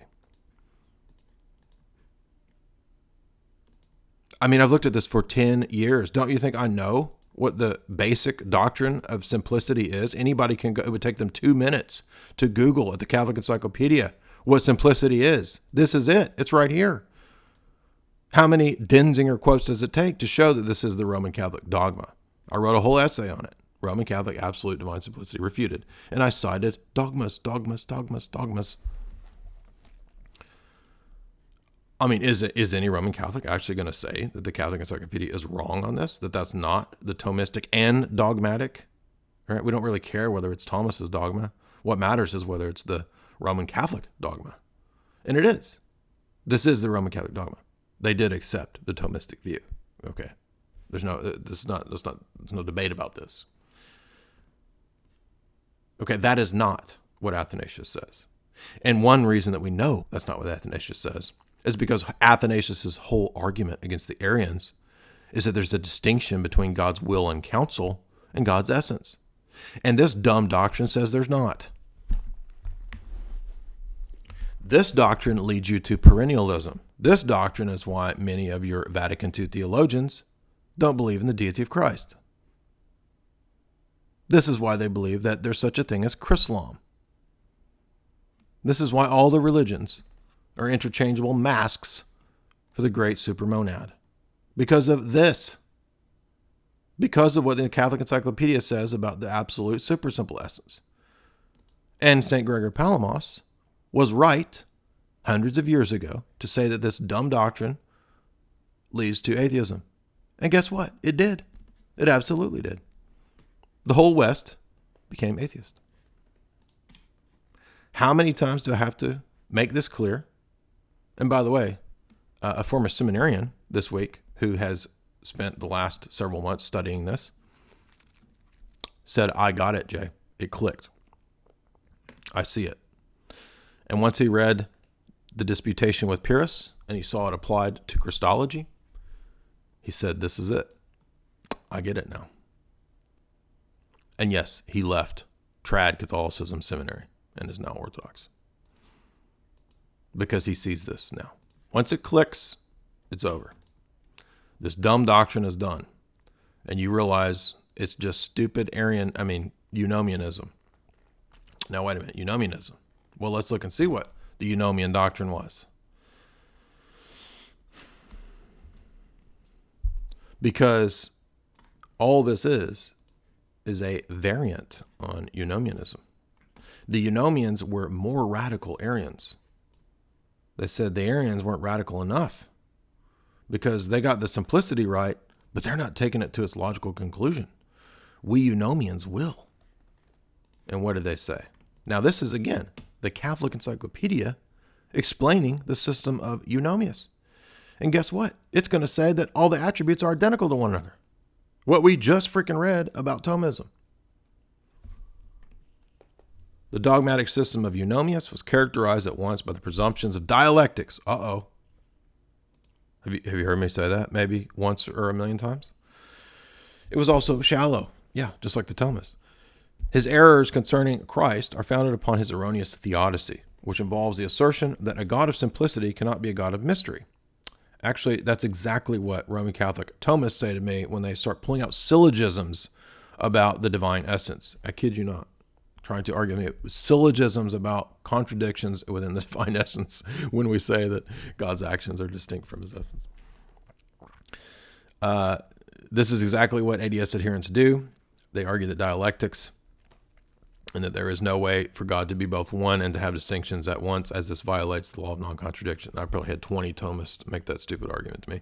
For even man as competent as God to comprehend the simplicity. This is what the eunomian said. Here, they are more consistent than the proponents of ADS because they understand that even an analogical statement about the divine essence, if ADS is true, still requires actual definitional knowledge. Yep, exactly.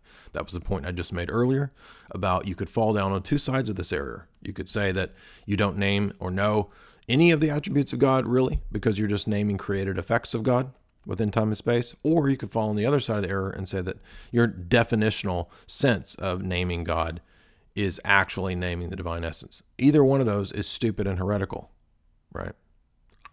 One of them is pagan, one of them is deistic. And that's because you don't have the essence-energy distinction. Eunomius proclaims the absolute intelligibility of the divine essence. Eunomius said, God knows no more of his own substance than we do, nor is this more known to him than less to us. And whatever we know about the divine substance, that is precisely known to God. On the other hand, whatever he knows, the same as also you will find in us, without any difference. Agonesia, he maintains, perfectly expresses the divine essence as unbegotten. So the definition of the divine essence is to be unbegotten. God, as an absolutely simple being, an act of generation would then require or involve a contradiction in his essence by introducing a duality into the Godhead. Here's my note. Note the crucial example. The foolish misunderstanding of the Roman Catholic absolute divine simplicity and proponent would have Eunomius and St Athanasius saying the same thing, that we can affirmatively name the divine essence in a definitional sense.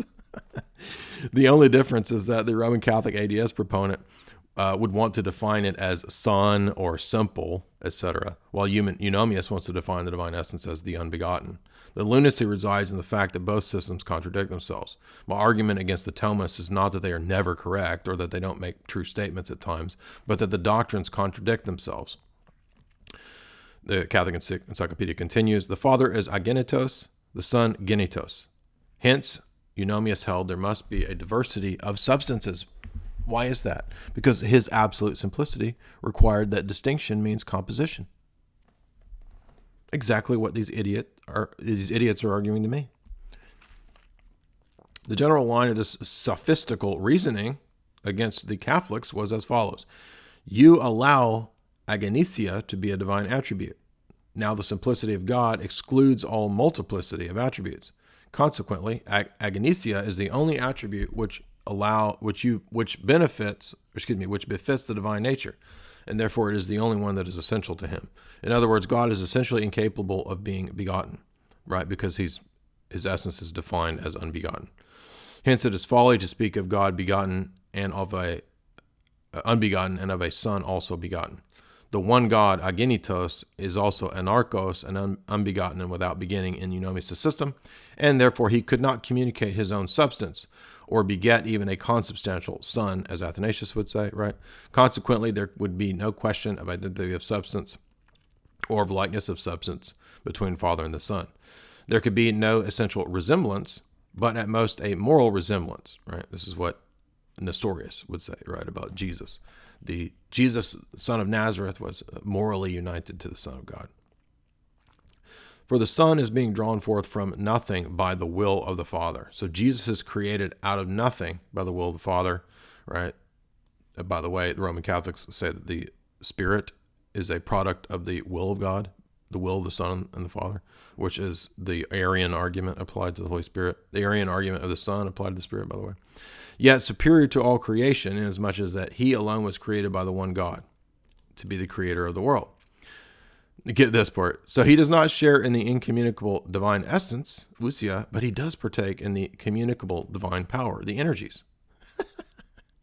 Now, here's the Catholic Encyclopedia on eunomianism, admitting here that the debate revolves in part around the essence-energy distinction, right? And of course, eunomius, what the heretics said that, Jesus participates in the divine creative energy of God. Now, anybody that's read Basil and Nyssa against eunomius knows that the argument is not to refute eunomius, is not to deny the essence-energy distinction. It's on the basis of the essence-energy distinction, dummies. The idiocy of the Roman Catholic fanatics knows no bounds. The refutation of eunomius from Basil to Gregor Nyssa relies not on denying the essence-energy distinction, but in formulating it. Not only that, the theological implications for both of the sacraments, at Ephesus with Cyril and Christ at the Sixth Council would be expounded along the lines concerning the uncreated energies, right? This is what these stupid Thomists keep saying to me about how the doctrine of the essence and energy distinction has nothing to do with Christology and the sacraments. Yeah, it does. If you read the anathemas of Ephesus and then the anathemas of the monothelites, it's on the basis of the fact that the sacraments participate in the uncreated energies in the same way that Christ's humanity participates in the uncreated energies. There's no other way to be Orthodox and to have proper Christology than to understand that in the incarnation, Christ's human nature was raised by the uncreated divine power and energy, just as the sacraments are transformed by this same divine uncreated power. That's the argument of Cyril. The power of the divine, this power is obviously not the absolutely simple essence of God. And no Roman Catholic actually believes that the human nature of Christ participates in the essence of God. They also don't believe that the sacraments are literally the essence of God. That's retarded. In fact, the Catholic Encyclopedia even admits the error of eunomius was that the Son only participates in one divine energy, showing an admission of the essence-energy distinction while failing to admit the Saints Basil and Gregory refute eunomius by explicating and defining the essence-energy distinction, insofar as the Son shares the same energy and power as the Father and the Spirit. We covered this in the John of Damascus lectures. There's both one energy in God because of one nature and multiple energies of God because God works many different works. Before we move on to St. Basil, we want to cover the point that Fr Florovsky makes in his paper on the topic, looking at the controversy as a whole, by showing that St Athanasius was, in fact, one of the first fathers to explicate the clear doctrine of the essence-energy distinction. Yes, this refutes the entire stupid argument. Because there's a difference between God as creator and God as eternal generator of the Son. Obviously, because the Son's not a creature. There's a difference between God's will and actions in relation to his eternal attributes like love and glory and attributes that relate to creation like providence. This is the ultimate refutation of these heresies, of these dum-dums, because they actually think that providence is the same as being creator and is the same as being eternal. If it is, then there's an eternal creation. That's the Arian origin argument. This alone is enough to completely disprove absolute simplicity, since Origen argued that absolute simplicity means that the attributes of God, to be meaningful, must be synonymous and equal with the divine essence. If that's the case, then providence must be eternal, since it's just another predicate of this simple eternal essence. And if providence is eternal, then God must have an eternal creation to be provident over. Many similar absurd arguments can also be formulated to show the stupidity of equating all of the attributes, such as arguing that walking on water, which is a divine power, is literally the same divine action as creating the world, and literally the same action as destroying the world. That is the conclusion of the stupid Roman Catholic doctrine, that all the attributes are exactly the same, and all the actions of God are exactly the same as the divine essence. And that is the doctrine. Make no mistake about it. Let's remind ourselves, what is the doctrine? As applied to God, they are all identical in meaning, and they all describe the same reality. The one infinitely perfect, simple being. Indeed, divine knowledge itself is identical with the divine essence, as are all of the attributes. Can you read? Can you see that? I know you idolatrize the system. I know it's an idol. I know it's so elegant. Oh, Thomas is so great. I know. I was an idolater of Thomism as well. And then I realized this is an idol. This system is stupid. It doesn't work. Yes, it says some true things, but it's built on sand. It's false. It leads to these dumb originistic conclusions if it was consistent. Let me rehearse that for you. This alone is enough to disprove absolute Thomistic Roman Catholic dogmatic simplicity, because it means that the attributes of God, to be meaningful, must be synonymous with the divine essence. If that is the case, then providence is the same thing as being eternal. Providence is eternal. If it's to be meaningful, it's the same thing as being creator. So God is an eternally provident creator, if the terms have any meaning. If God is an eternally provident creator, then there's an eternal creation that he's eternally provident over. If creation is eternal, there's no distinction between the eternal Son and creation. That alone destroys absolute divine simplicity. That alone. Now, there's 100 different ways that you could cut this argument to show how stupid it is. But that alone is enough, because it's wrapped itself into a stupid philosophic box based on Hellenic assumptions. What's the Hellenic assumption? That distinction entails division or composition. That the simplicity must mean what the Greek philosopher said it means. That's it. That's the whole root of the problem. Now let's look at what Fr Florovsky says in his masterful essay, further showing the nonsense of this view, particularly about Athanasius.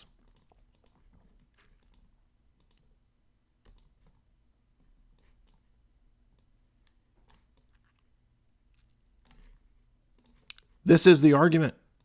Read the essay, and you'll see how dumb it is to wrench that paragraph of De Decretis out of the context of the entire argument, which is premised on refuting ADS. That's how dumb this is. It's unbelievable. These people lay a trap for themselves with their own mouth. That's what's funny about this. Fr Florovsky writes, the case of Origen is especially significant. He failed to distinguish between the ontological and cosmological dimensions. Yeah, exactly. That's exactly what the Roman Catholic ADS proponents do. In their arguments for the Filioque proof texting, what do they say? They say that the hypostatic origin of the persons, the eternal manifestation of the Spirit, and the sending of the Spirit into the world are all the same thing. They all prove one another. And the Roman Catholics don't even make this distinction. They're always confused. So the Filioque and the eternal creation challenge show the root of both of these problems to be absolute divine simplicity. That's why I said if I'm going to debate Syngenis, it has to be on this, because this is the root of the Filioque. As Bolotov has aptly stated, the logical link between the generation of the Son and the existence of the world was not yet broken in the speculation of Origen. It can even be contended that this very link has been rather reinforced in Origen's thinking. The ultimate question for Origen was precisely this: is it possible or permissible to think of God without also thinking of him as creator? Well, if absolute simplicity is true, then no, it's not, because all the attributes are exactly the same and equal to the divine essence. We just read that 5 times in a row. Have you already forgotten? Have you forgotten? Thomas, have you forgotten? The negative answer to this question for Origen was only to out. An opposite assumption would be sheer blasphemy. God could never be thought of as anything other than an essential creator, right? His very essence is to be creator. There is nothing simply potential in God's being. Everything is actualized eternally. That means creation was necessary. This was Origen's basic assumption and his deepest conviction. God is always Father and the Father of the only begotten, and the Son is co-eternal with the Father. Any other assumption would have been compromised of the essential immutability of the divine being. But God is also always the Creator and the Lord. Indeed, if God is eternal Creator at all, and it is an article of faith that he is the Lord Creator, we must necessarily assume that he was always Creator and Lord. For obviously God never advances or changes, right? So remember, one of Origen's other heresies is to set up this false philosophic assumption that heaven and God are pure stasis, and movement and change and being are characteristics of fallen creatures. The fall is a movement away from stasis. This is a heresy. This is Platonism. That's not creation. Okay? The Confession of St Sophronius, which is part of the Sixth Council, condemns Origen on the basis of his creation heresy, his rejection of it. That's another reason why you can't believe Origenism if you're Orthodox. And when you point this out to so-called Orthodox, what do they say? They say, I don't care. I don't care what the council said. You are a piece of crap. That's what they said to me. Yeah, exactly. Because they're not Orthodox. It doesn't matter what costume you wear and how you pretend. If you don't believe the right things, you're not Orthodox. There is nothing simply potential in God's being. Everything is... Wait, we got to scoot down here. For obviously God never advances. For Origen, this implied inevitably an eternal actualization of the world's existence. Note that above, the Catholic Encyclopedia admitted that God's creation and knowledge of the world was based on God's knowledge of the eternal Platonic forms in his essence. This is an argument I've made for years to Roman Catholics and Thomists, and not one of them yet has grasped this point. This again shows that they have the exact same presuppositions as Origen. Of all the things over which God might preside, let's see. Origen himself used the term Pantocrator, which he borrowed from the Septuagint. If Pantocrator, which means Almighty, is a definition of God's essence, then God has to eternally be Pantocrator or over some creation. That means creation is eternal. Do you see how dumb this is? Right? If the predicates of absolute simplicity are true, then it leads to these stupid Origenistic conclusions. If the predicates do not name anything correctly or analogically, then you're an atheist, as Palma said. It's either or. God could not be Pantocrator eternally unless ta panta also existed from eternity, that is, creation. God's might must have been eternally actualized over some created cosmos for all eternity. Therefore, God, to be an eternal creator, must have an eternal creation. This is the Platonic doctrine. This is the dumb Platonic doctrine. And so-called Orthodox people are trying to argue with me that this is not heresy. Yes, it is. David Bentley Hart says this is not heresy. David Bentley Hart is a heretic. He says Origen is great.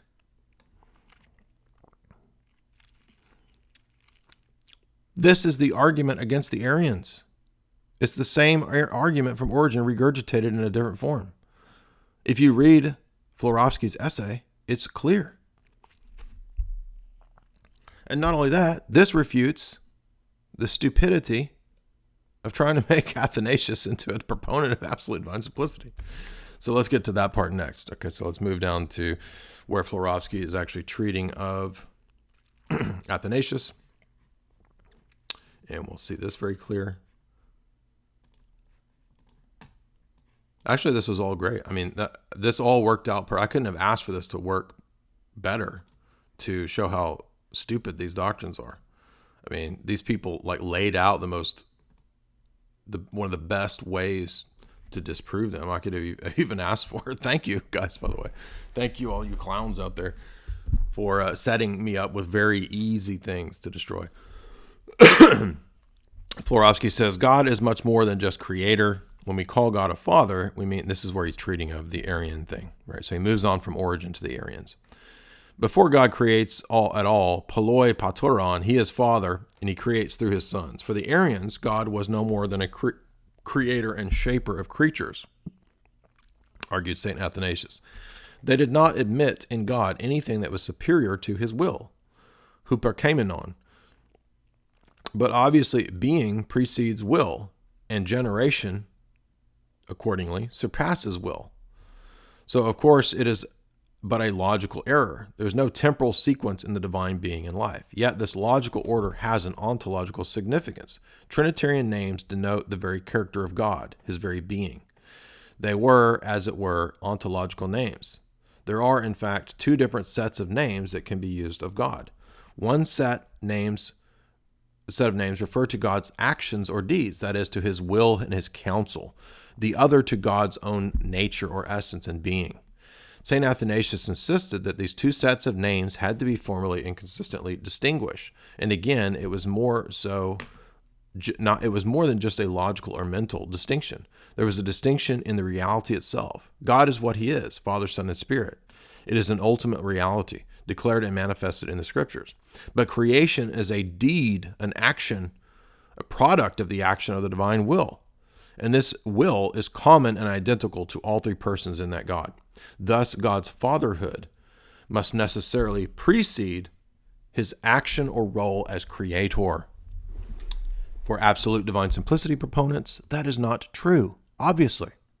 The Son's existence flows eternally from the very essence of the Father, which I just covered above, or rather, it belongs to this essence or ousia.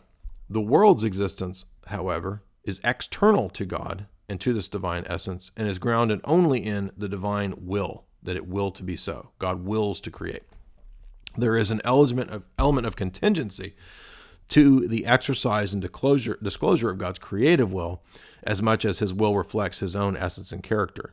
On the other hand, there is, as it were, an absolute necessity in the Trinitarian being of God, right? In other words, the eternal generation of the Son is necessary. It could not be otherwise. Creation could be otherwise, right? So that's why there's a distinction between creating and generating. But if absolute divine simplicity is true, there's not, because being creator is eternal just as much as generating the Son. If creation is an eternal generation, then the Son is a creation. Or they're both eternally generated. Either way, doesn't matter. Both are heresy. On the other hand, so what does he mean by necessity in God? Well, he just means that God's nature can't be other than what it is, right? God is always holy. He's always eternally generating the Son and eternally spirating the Spirit. It can't be otherwise. He can't not generate the Son, right? So in that sense, there's a necessity to that. God doesn't choose his own being, Father Florovsky goes on to say, right? But if we equate the action of being creator, or the attribute of being creator, with eternal or eternality, then God is eternally the creator, and there's an eternal creation that he's creator over, and provident over, and father over. And then if we speak of the Son as eternally generated, then creation is just another eternal generation like the Son. There's no difference. That's why we have to make a distinction between the ontological categories of God, right, and the categories that apply to him as creator. And this is a distinction that absolute divine simplicity negates. It precludes. It makes impossible. You cannot believe that and believe in absolute divine simplicity in the sense that we just saw above. Again, do I need to read it for the seventh time for you to point out that you can't, that if you're a Thomist or a Roman Catholic, you have to believe that all the divine attributes are exactly identical to one another? How many times do I have to repeat that? How many times does that have to be shown? Now, what does Florovsky make as his final point? If we follow along with these idiots who've wrenched this paragraph out of context, The whole argument against the Arians is undercut because they would have Athanasius being a Thomistic absolute simplicity proponent. His whole refutation of Arianism depends ultimately on the basic distinction between essence and will, which alone could establish clearly a real distinction between generation and creating. The Trinitarian vision and the concept of creation and the thought of Athanasius belong clearly and organically together. The entire argument of Athanasius against the Son being a creature produced by the will or energy of God is predicated on a real distinction between God's essence, actions, and willing. What could be more idiotic and stupid than thinking that the whole context of the argument against the Arians doesn't matter, and that all that matters is lifting the paragraph out as a proof text? To add insult to this injury, I also showed in a separate essay last year that the confused doctrine of ADS and Roman Catholicism also leads to the Spirit being a product of will. So they're just confused on all this. Amazingly, it's the exact same argument that the Arians used, and based on theirs and Origen's absolute simplicity doctrine as applied to the Spirit instead of the Son. If anyone recalls the arguments and comments that I exchanged on Facebook with Eric Ibarra over the last 2 years, over and over and over for days, this was the whole dispute. As he also lifted a similar passage from St Athanasius to talk about the Son as if Jesus was literally and isomorphically identified with the common will of God. This is how ridiculous this stuff gets. Right? So Athanasius says at one point that the Son is the will of the Father, right? Does that mean that the Son is absolutely isomorphically identified with the common will of God? No. That's utterly ridiculous. And Roman Catholics don't. Well, actually, they do believe that because they confuse all these things together. But as we'll see, not only is Eric Ibarra wrong, but all of these Roman Catholics who misuse this stuff are wrong because they're confused, right? They're trying to mash together a bunch of different things that don't make sense that are actually harmonized in the Eastern Fathers.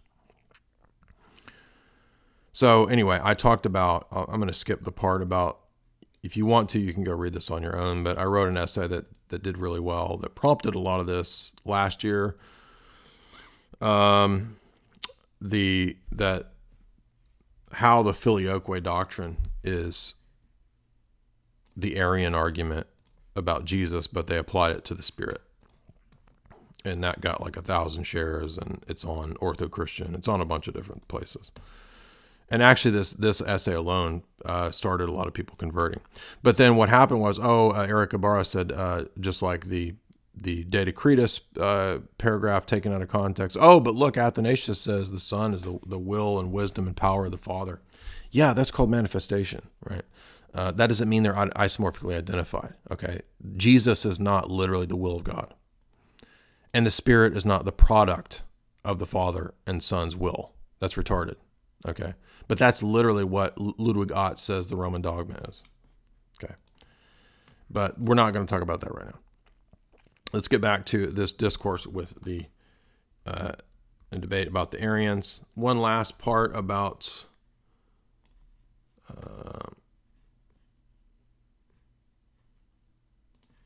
Florovsky here before we quit. The Florovsky part. And yes, we will be taking Super Chats very soon. I'm coming here to the end of this, near the end. We want to lay all this to rest, though. We're not gonna leave these clowns any room to get around into this. We are going to put the nail in the coffin.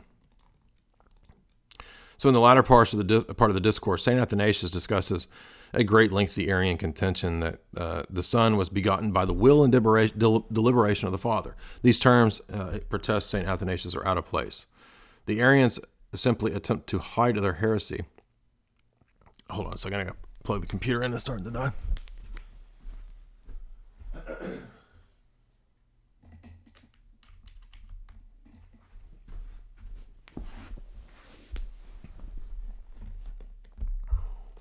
Arians simply attempt to hide their heresy under the cover of ambiguous words.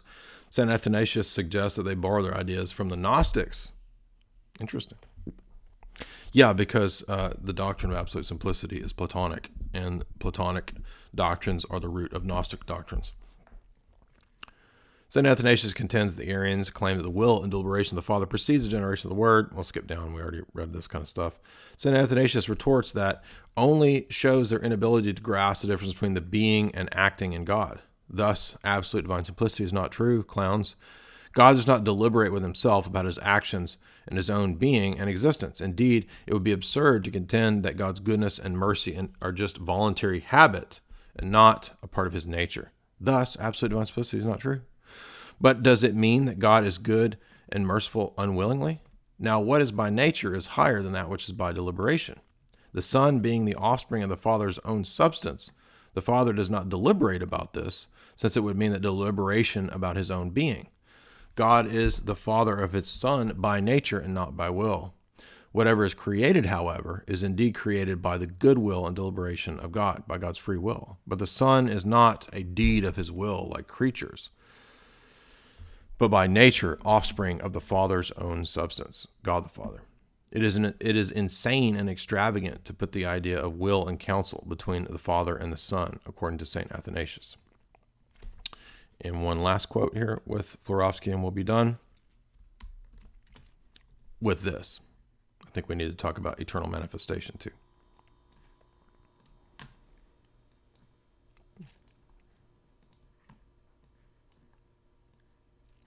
Florovsky continues, the Athanasian distinction between generation and creation, with all of its implications, was already commonly accepted in the church in his time. Can you hear that? But a bit later, St. Cyril of Alexandria simply repeated his great predecessor. In his Thesaurus, St. Cyril depended heavily upon the Athanasian discourses. Only instead of using will and deliberation, guess what? St. Cyril spoke of the divine energies. Note here, the Roman Catholic ADS proponent is shown to be completely ignorant and confused. This is a devastating point that absolutely none of them touch on. Finally, John Damascus, in his great exposition of the faith, repeated St. Cyril. Yeah, of course he did. That's why we just covered it in 4 lectures. Go listen to that. For we hold that is from him, from the Father's nature, the Son was generated. And unless we grant that the Son coexisted from the beginning with the Father, by whom he was begotten, we introduce change into the Father's subsistence. Because not being the Father, he subsequently became the Father, right? So again, St. John's just making the same argument as Athanasius. This antithesis, right, is one of the main distinctive marks of Eastern theology. This antithesis is one of the main distinctive marks of Orthodox theology. And that is what every Roman Catholic fails to understand and believe, that it was systematically elaborated once more in late Byzantine theology, in the theology of, guess who? St. Gregory Palamas. Exactly. That's why we have the true tradition here. We are the real inheritors of this correct tradition, not them, not the Roman Catholics, not Thomism, not the doctrine that all the attributes are exactly the same and identical, because it leads to Arianism, dummies. It leads to Sabellianism. It leads to modalism, to Origenism. St. Gregory contended that unless a clear distinction is made between the essence and the energy of God, one could not distinguish between generation and creation. Yeah, that's the whole argument we've been talking about for 3 hours now. And once again, this was emphasized by St. Mark of Ephesus. That's why St. Mark of Ephesus is a saint, and he's not ecumenist Bartholomew of Ephesus. He's a saint because he stood for the essence-energy distinction and not for the reunion council. That's why he's a saint. It was a true Athanasian motive on the part of St. Mark of Ephesus. Yes, that's why we're not Roman Catholic. And that's why all the clown ecumenists want to be Roman Catholic, because they don't believe this. They don't believe what we're talking about here. Now, the question arises in the distinction between being and acting, right? There cannot be any slightest doubt that for Athanasius, the distinction between the willing of God and the being and essence of God are a real ontological distinction. So you literally just made a clown fool out of yourself, because the entire argument, thank you for handing that to me. Match, serve. You just handed to me the fact that you missed the entire context of the argument of Athanasius against the Arians for wrenching out a paragraph proof text that is perfectly an orthodox statement of divine simplicity, and you missed the whole argument and undercut it by trying to make him into a proponent of Thomism. Utterly stupid. And if these people weren't so nasty, I wouldn't be so forceful in replying to them. But they're motivated by pride, greed, whatever. And this, by the way, not only does it refute half the clowns that came out this last week, it also refutes Eric Ibarra and it refutes Dr. Taylor Marshall, because they don't know any of this and they don't talk about any of this. That's why you need to go read letter 38 of Basil, which I go into in the next section of my essay. And he talks about nature and person and will and hypostasis and all that in the exact same way that I do. And when you read that, you'll see, you know what? Jay was saying the exact same thing Basil's saying. And you know what? The Roman Catholics never taught me this.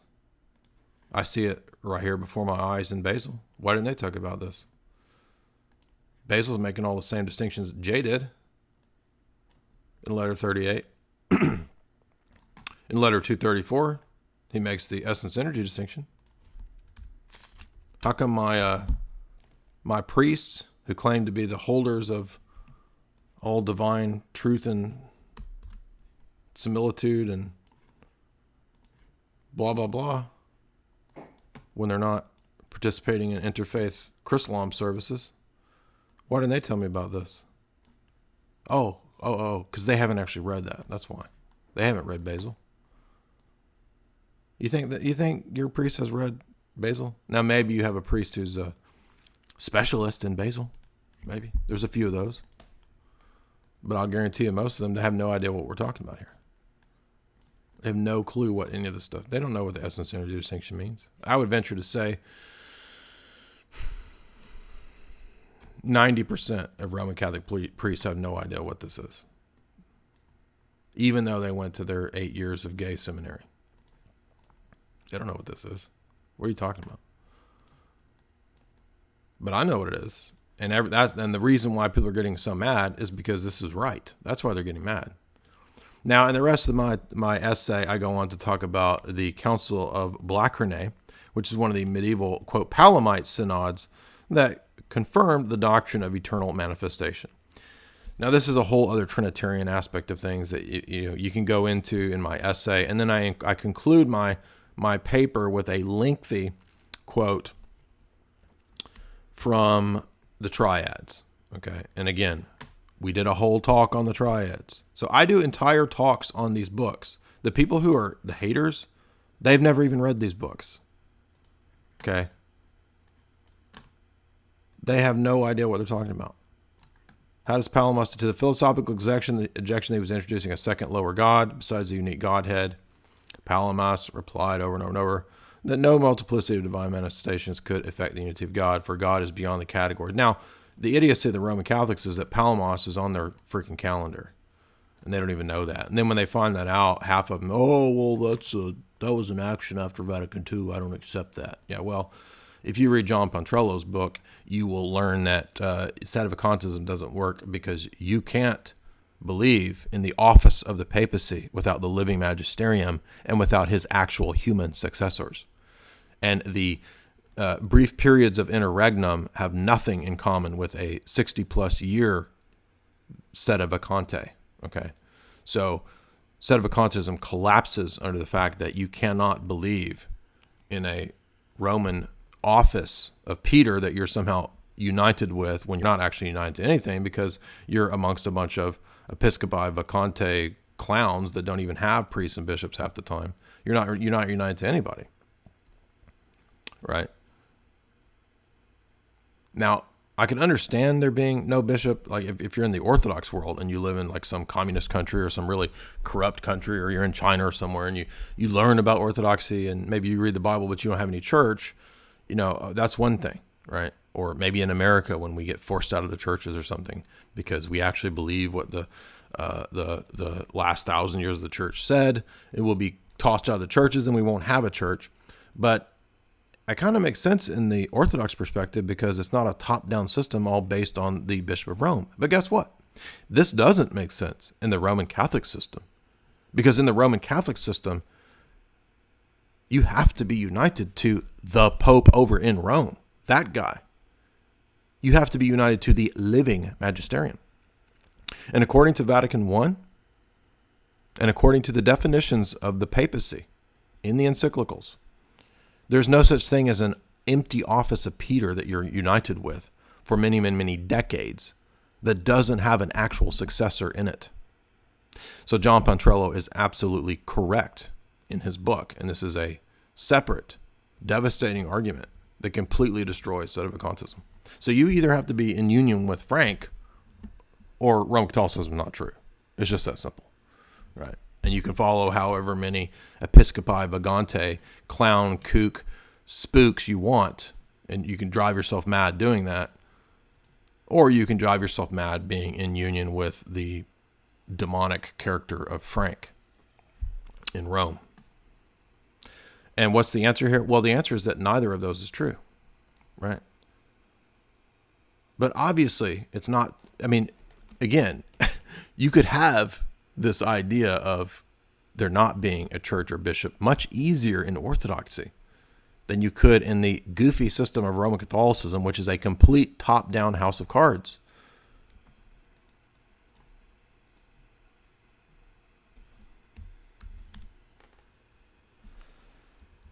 So I have to say thank you to John Pontrello, not because I left this nonsense years ago, thank God. But the online LARPing cult of Sedevacantism pretends to be a real thing. And one of the hinges upon which this argument rests is the idea that you can separate the office of the papacy that the Sedevacantists are somehow in union with, which is complete nonsense, complete made-up BS, from the actual possessors of the keys in the papacy. You cannot. And John Pontrello devastatingly shows that in his book, The Sedevacantist Delusion, which I highly recommend for those in the clown world of Sedevacantism. Now, when I say that, I'm not telling you to go be united with Frank, because Frank is poison. But thank God we did.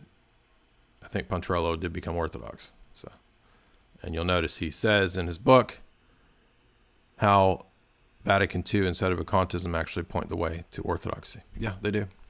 But I do recommend the Gregory Palamas book because Meyendorff makes some really great points about this is not yoga. If you read the triads, who in their right mind could read the triads and think that that's yoga? I mean, the whole thing is just biblically sourced. And his arguments for hesychasm are Paul's teachings in Corinthians about prayer in the heavens, prayer in the nous, prayer in the spirit. Doesn't have anything to do with yoga. That's not in yoga. All right. Well, we've been going for over 2 hours. There is, again, more in my essay, which is linked in the description, about the doctrine of eternal manifestation and how that's also very important in the triads, and how the distinction between creature, the creatorship of God, the creatorhood, God being creator, and God as Father. Right, those categories that Fr Florovsky said from St Athanasius are ontological categories and categories in relationship to creation. That's a very important distinction in Orthodoxy. Again, continued in all the way up into St Gregory Palamas, and it's only possible to have that distinction if you don't believe in absolute divine simplicity. It's only possible to have that if you believe in the essence energy distinction. If you believe according to what St Basil says in letter 234. And Basil says if you equate all these attributes in one, you think they're all the same? He says you're a fool. It makes nonsense of the whole religion. But it's very useful to a perennialist organization like the Vatican and Vatican II to make way for some global Gnostic religious cult where all the religions are the same. And what did Francis just do? Well, he just signed a special accord with Islam for Chrislam.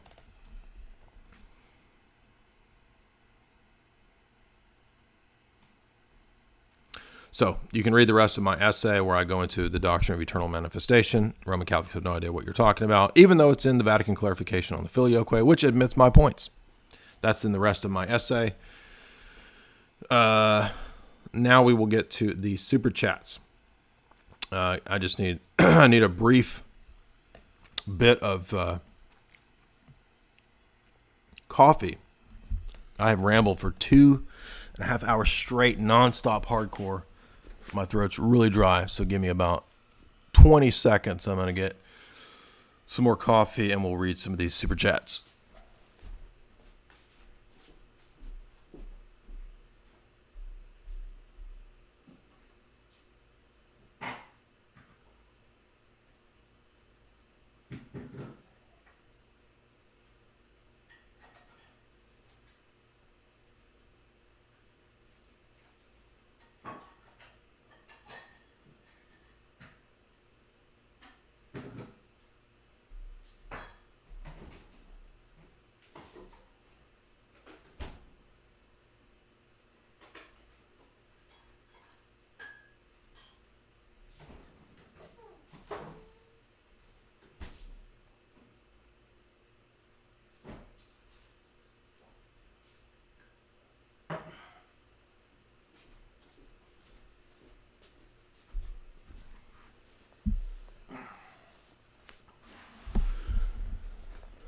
All right.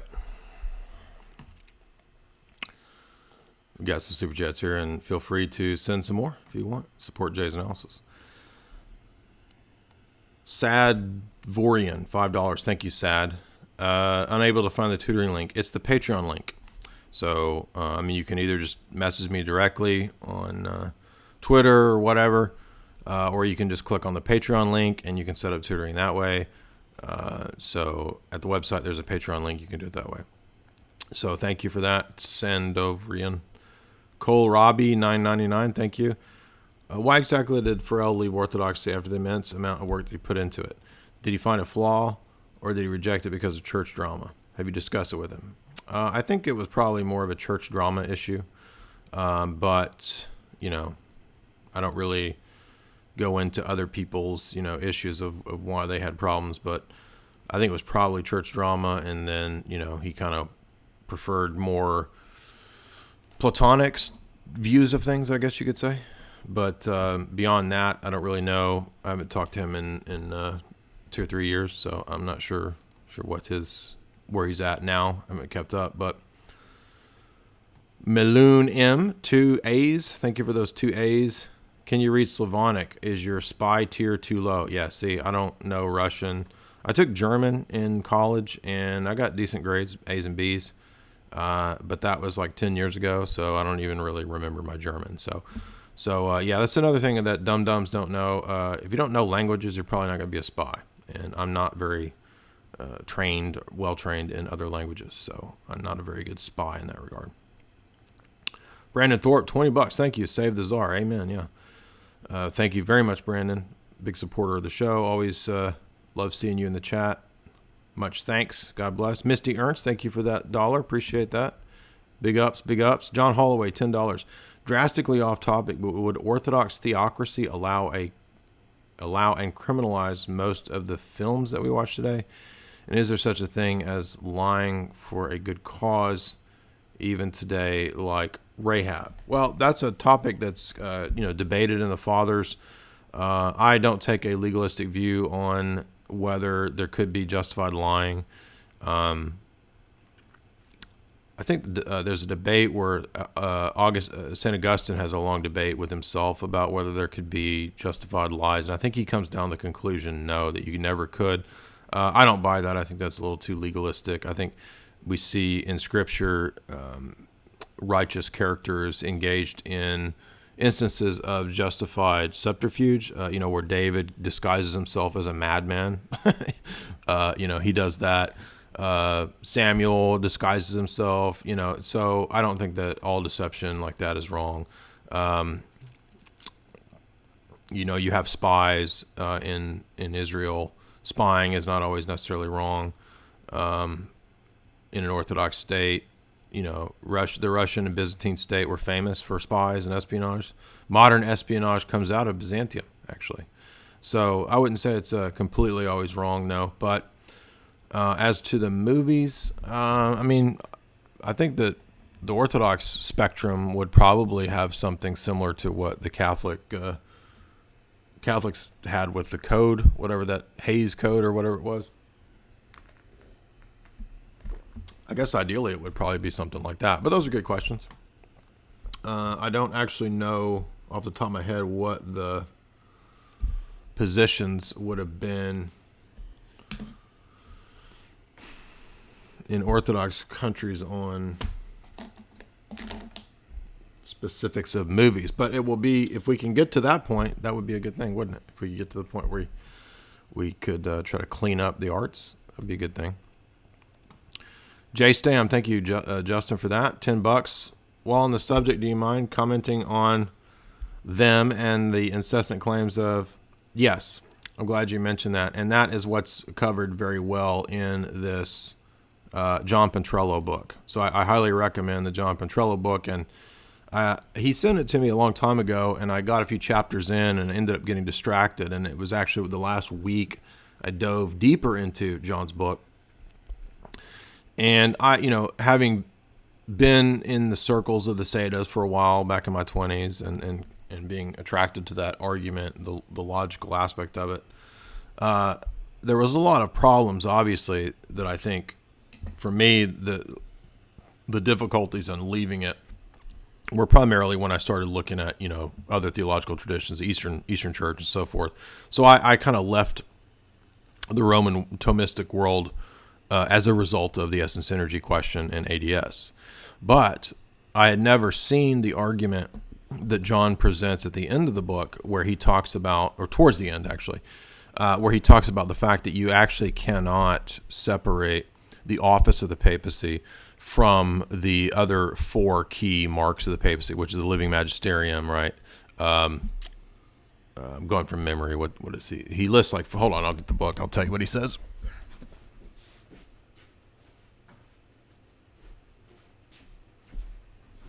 Okay, let's see.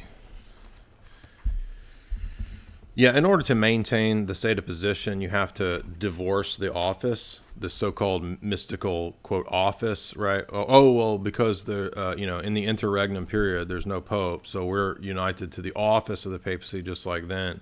That doesn't work, because the actual definition of the papacy isn't just the office. It's actually the office of Peter and his successors who have the jurisdiction, and you also can't have priests everywhere without jurisdiction. That's the other thing. And that actually totally annihilates this stupid position. Where did he list these 4 points? Let's see here.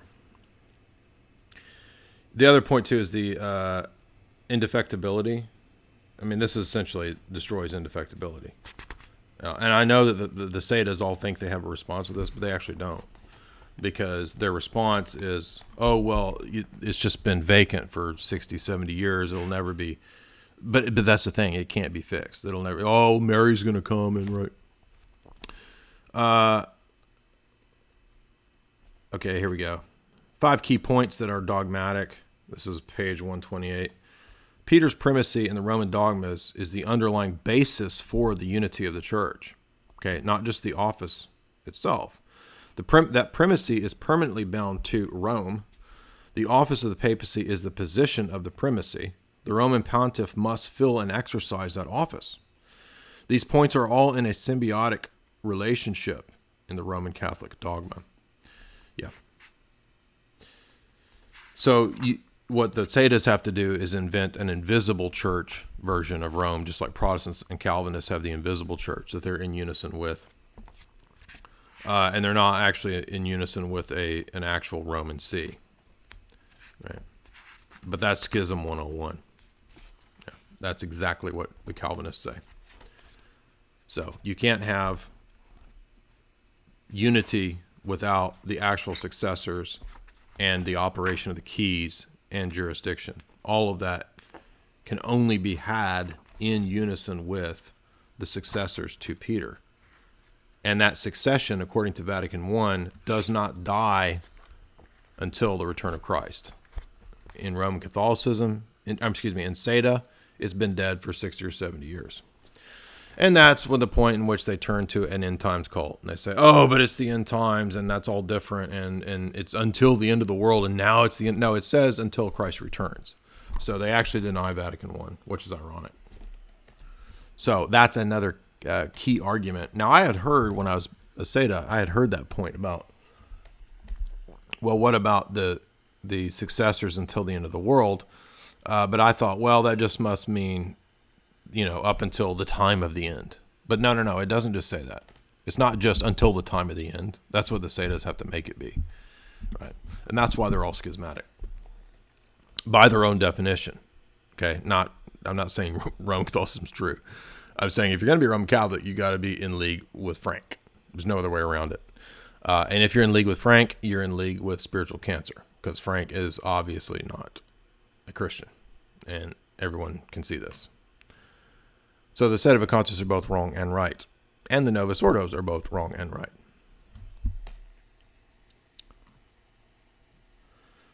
So your next question, $10, thank you. Sedas claim that the empty seat was prophesied. Well, they claim that La Salette said that Rome will apostatize and become the seat of Antichrist. But this is a problem because Roman Catholics are not bound to follow prophecies and revelation, first and foremost. They're bound to follow the dogmas. And the dogma of Vatican I is that the perpetual successors of Peter will continue until the end, that is, the return of Christ. So here we've had 60, 70 years of no successors of Peter. So in other words, you can't reinterpret the dogma of Vatican I in that scheme according to some private revelation of La Salette, and that's what all of them do. That's why they are an end times cult. So they're just as dumb as the people they make fun of who worship Medjugorje, right? They call Medjugorje a false apparition. They do the exact same thing by exalting La Salette into this position of dogma. I had a Roman Catholic this week talking to me about some other dumb apparition, like, well, you don't follow apparition.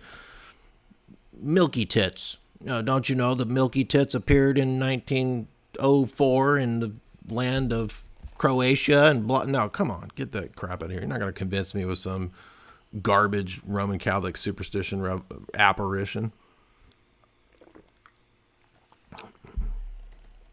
Get that out of here. All that stuff is nonsense. And I'm telling you, you follow that stuff, you're gonna regret it. 5-10 years from now, when you're despairing, you'll be like, Jay was right. Exodus 580, $20. Keep up the good work, Jay. Love your lectures on St. Maximus. Thank you. St. Maximus, in fact, is great to study because he's the antidote to much of this stupidity and nonsense.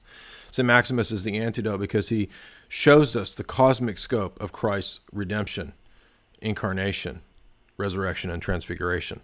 And all the heretics and the schismatics, guess what? They limit the scope of Christ. Of course they do, because nobody else is saved but them. Them and their 5 bros, them and their trailer park, everyone else is damned. That is textbook 101 schism.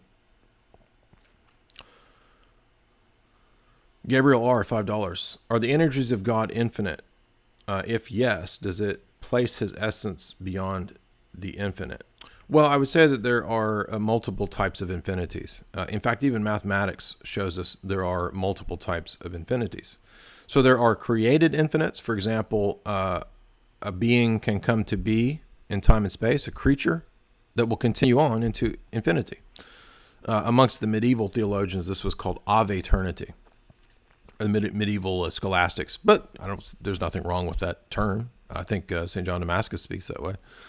So if we think of the fact that, well, something can be created and also then be infinite, Mandelbrot sets are infinite, they're created. And then there's a special kind of infinity that God has that is his own inner infinity that we will never know. We could say yes and no.